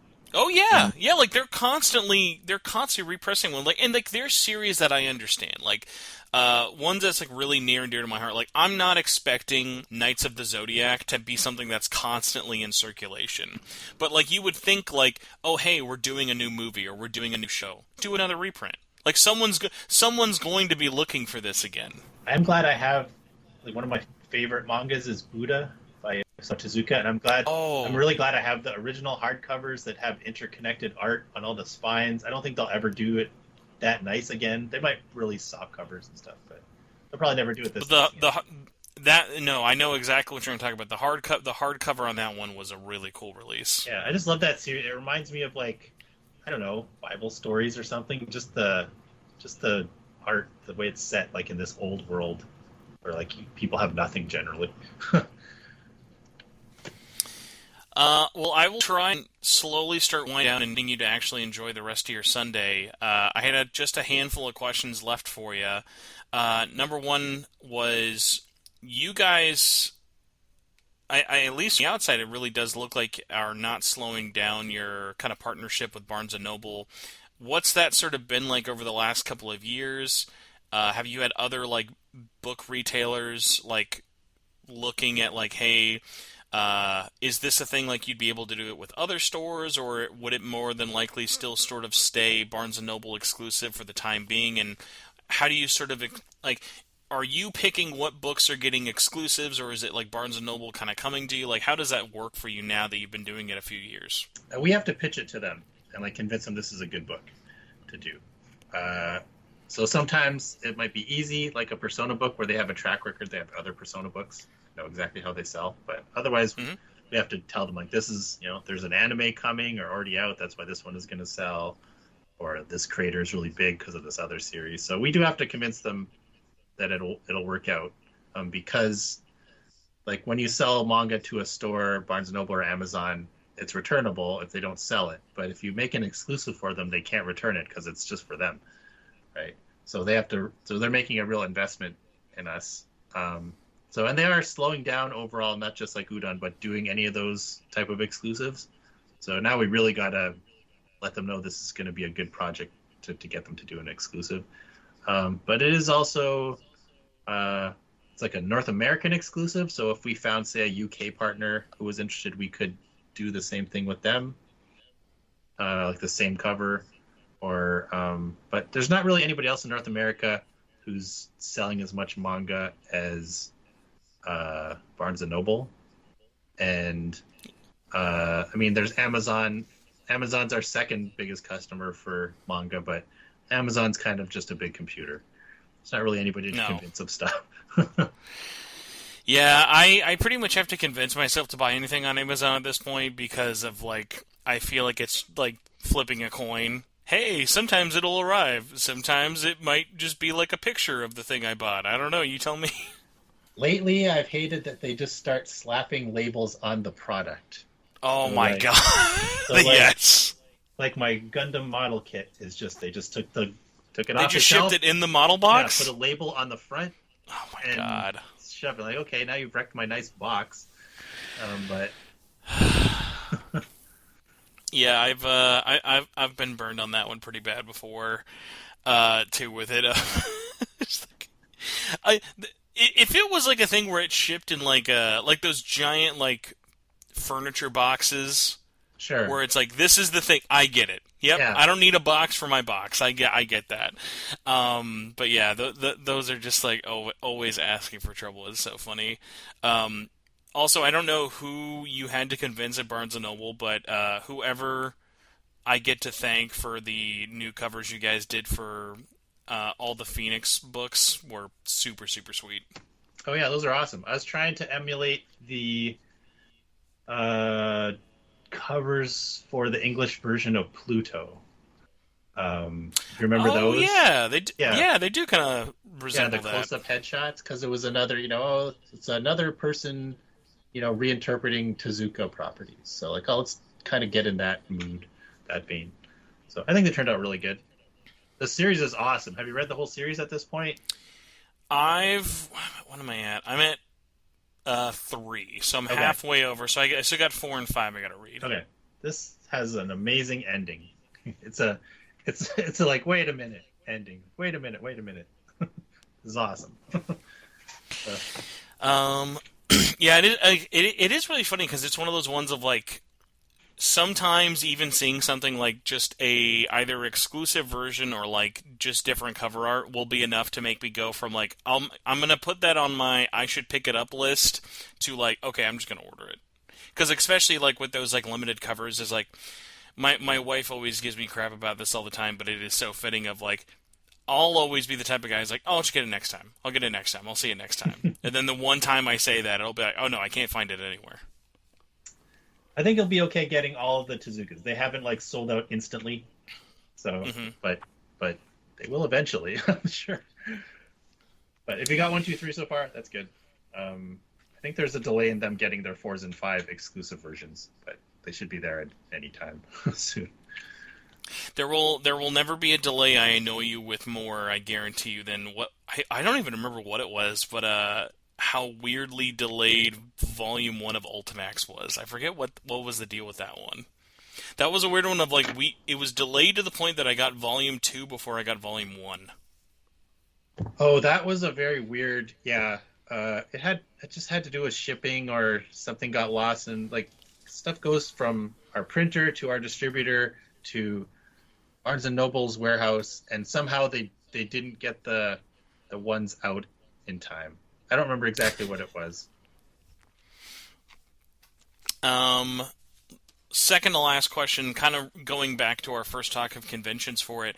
How does Udon pick what shows you guys want to go to, especially since you're not traditionally going to like all the sort of like big shows versus you guys aren't all based out of North America, so obviously getting stuff set up takes more time than it would say like someone who's already based in California just going to like an AX. So like how do you guys pick which ones to do versus every year we got to go here?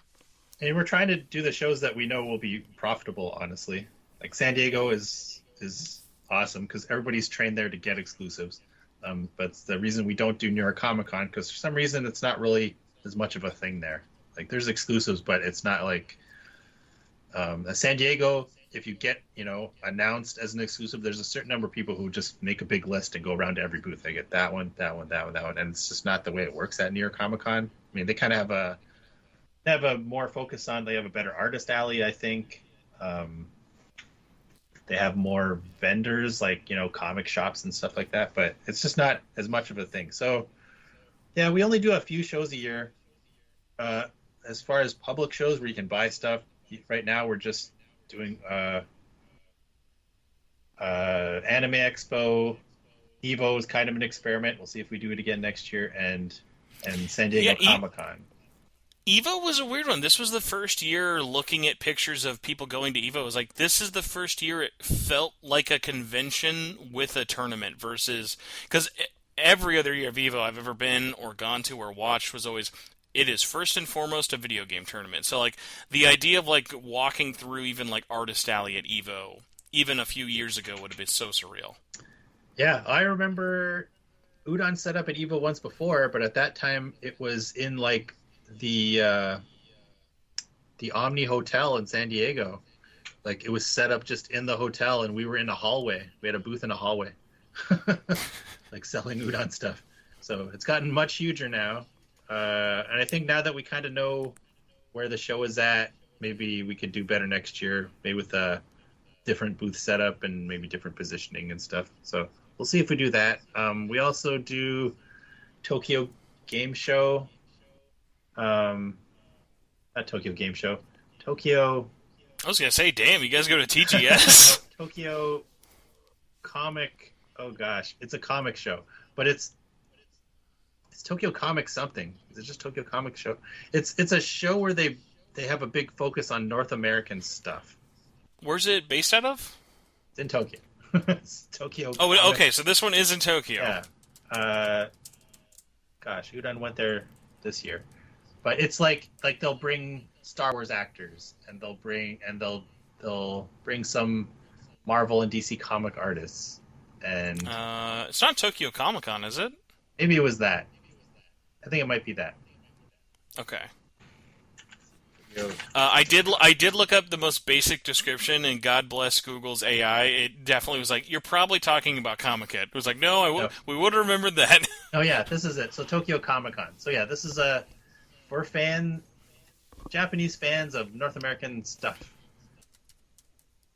So we set up there, and we'll probably keep doing that just because I don't think it's hugely profitable. It probably isn't for us, but this is a good chance to end this up with a bunch of our Japanese business meetings anyway. So yeah, I was going to say, with something like that, the show itself is probably the loss leader, but also with the amount of relationships you guys have to build with not only the authors, but also the different publishers and stuff for it, it's kind of like a two birds with one stone. Why not? Not reach out to people? Like one of the funniest ones, I didn't get this as much with Memento's Mission, but I know for sure with Ultimax, so many people from Japan imported those books just for the exclusive cover. Oh, for the covers. Oh, interesting. Yeah. Like there were so many people who, and again, I'm sure it was still there for Memento Mission, but it was just really funny of I would see Saito or his assistant talking about people replying all the time, being like, "How can I get one? How can I get one? How can I get one?" Well, that's cool. I mean, that's a gray market for us because we're not allowed to sell to Japan, but they can certainly find ways to get them. Yes. There are ways. They're not fun and cheap ways, but people do it. Because I assume Atlas has the same rule with you guys of when it comes to licensing their stuff, you're only allowed to sell it pretty much everywhere outside of Japan, right? Yeah, I don't know our Atlas contract specifically, but a lot of our contracts are either they'll say something like you can sell in North America, Australia, UK, or they'll say you have worldwide English rights, but you are not allowed to sell in Asia. They'll say that exactly. Just because they handle those contracts are covered by the Japanese original publisher. It's like if they wanted to publish it in English in Asia, then they could if they wanted to. But, so yeah, usually they're very unless it's an original North American property, we almost always the contract will specify not Asia. Yeah, I'm trying to think I feel like I've either seen something or you guys have had at least some of your Capcom stuff. Hasn't it ever gotten released over in Japan natively, or am I mistaken? Very early on, some of the Street Fighter comics were released in Japanese. Okay, that's what I was thinking. There are bootleg Chinese versions too, which was a lot of work because they went in the early days. We'd had transparent word balloons, and they went in and edited all those balloons to be able to put in the Chinese text, and it's very impressive. All the work you did. You almost have to appreciate that level of bootleg work. That it's like, man, you tried really hard without actually doing this officially. Yeah. But yeah, Matt, thank you so much for coming on. The last thing I'm going to ask you and bother you on this nice Sunday off, what do you want people to keep an eye out for, whether it be Atlas related or otherwise, coming up, coming out, or do you just think, even if it's old, people should check out if they haven't already? Well, besides, we've of course got the Persona 5 official design works, the full title Persona 5 plus Persona 5 Royal official design works. That's a long spine. I can't wait to see what that spine looks like. We wanted to abbreviate it to P5R for the second part, but they're like, no, it has to be the full title. Okay, so that's coming out in November. There's a great book out right now called Tankhead, which is an original universe created by Emerson Tung, which is kind of set between World War I and II, And what if nobody thought of tank treads? And so instead they put their tanks on top of giant robots. Oh, that is cool. So it's basically an art book exploring that whole world with like details of like armaments and all different models and stuff. So that's very cool. And if you like Japanese RPGs, we also have coming out in November Atelier Ryza 3 official visual collection, which is our third art book for the Ryza era of the Atelier games. So that's really cool too. I mean, that's got to be the most thigh per capita any of your art books have got to have, right? That's just got to be the biggest thigh-heavy art book you guys may have ever put out. People are especially obsessed with the little thigh bump next to their shorts. So I recently got a copy of Ryza 3 for the first time. My wife, I was explaining to her why this Atelier series is so popular, and I was like, well, it's because people think, like, for whatever reason, like they like how, like, for whatever reason 0.5 levels thicker her thighs are, and she looked at it for like a solid 10 seconds. She's like, what? How's that thing? I was like, listen, by JRPG standards, these are like borderline morbidly obese thighs. We should be glad we got them this size. Like, it's a very big deal for Koei Tecmo. They let her get this bad. But other than that, our last big book for the fall is the Bubblegum Crisis Complete Archive. That, while you could get it early at San Diego Comic-Con, it's going to be a regular release in October as well. So in November. So lots of art books are coming in November. And I mean, you're not saying anything here, but I'm just saying if we buy 5 million copies of Persona 5, the art book, are my chances of getting an SMT5 art book a little bit better? Maybe a little bit. Like 5% better? Yeah, I mean, we'll be looking for other art books, and there's no more Persona 5 Royal, but there's no other Persona 5, there's no other core Persona games out, so we'll be looking for other stuff in that vein very soon. It's true. Well, Matt, thank you again. Thank you, everybody, for listening. Make sure if you have picked up any of these things or pre-ordered them, let us know online. Comments below for the podcast, all that fun stuff. Where's the best place to follow you online, or where do you want people to follow you outside of the normal Udon stuff that'll be in the show notes? Oh, if you want to find me, I'm Lil Formers on Twitter, just look up Matt Moylan. So, that's the place where I'm usually posting stuff. Otherwise, just check out all the Udon socials, which are usually under Udon and for Udon Entertainment. Awesome. Well, thank you again, everybody. We'll see you next week for a slightly less comic-related podcast, which now that I've said that, I'm sure something crazy will get announced, and then I'll have to talk about comic-y related things again. But thank you again, Matt, for coming on. No problem. Anytime.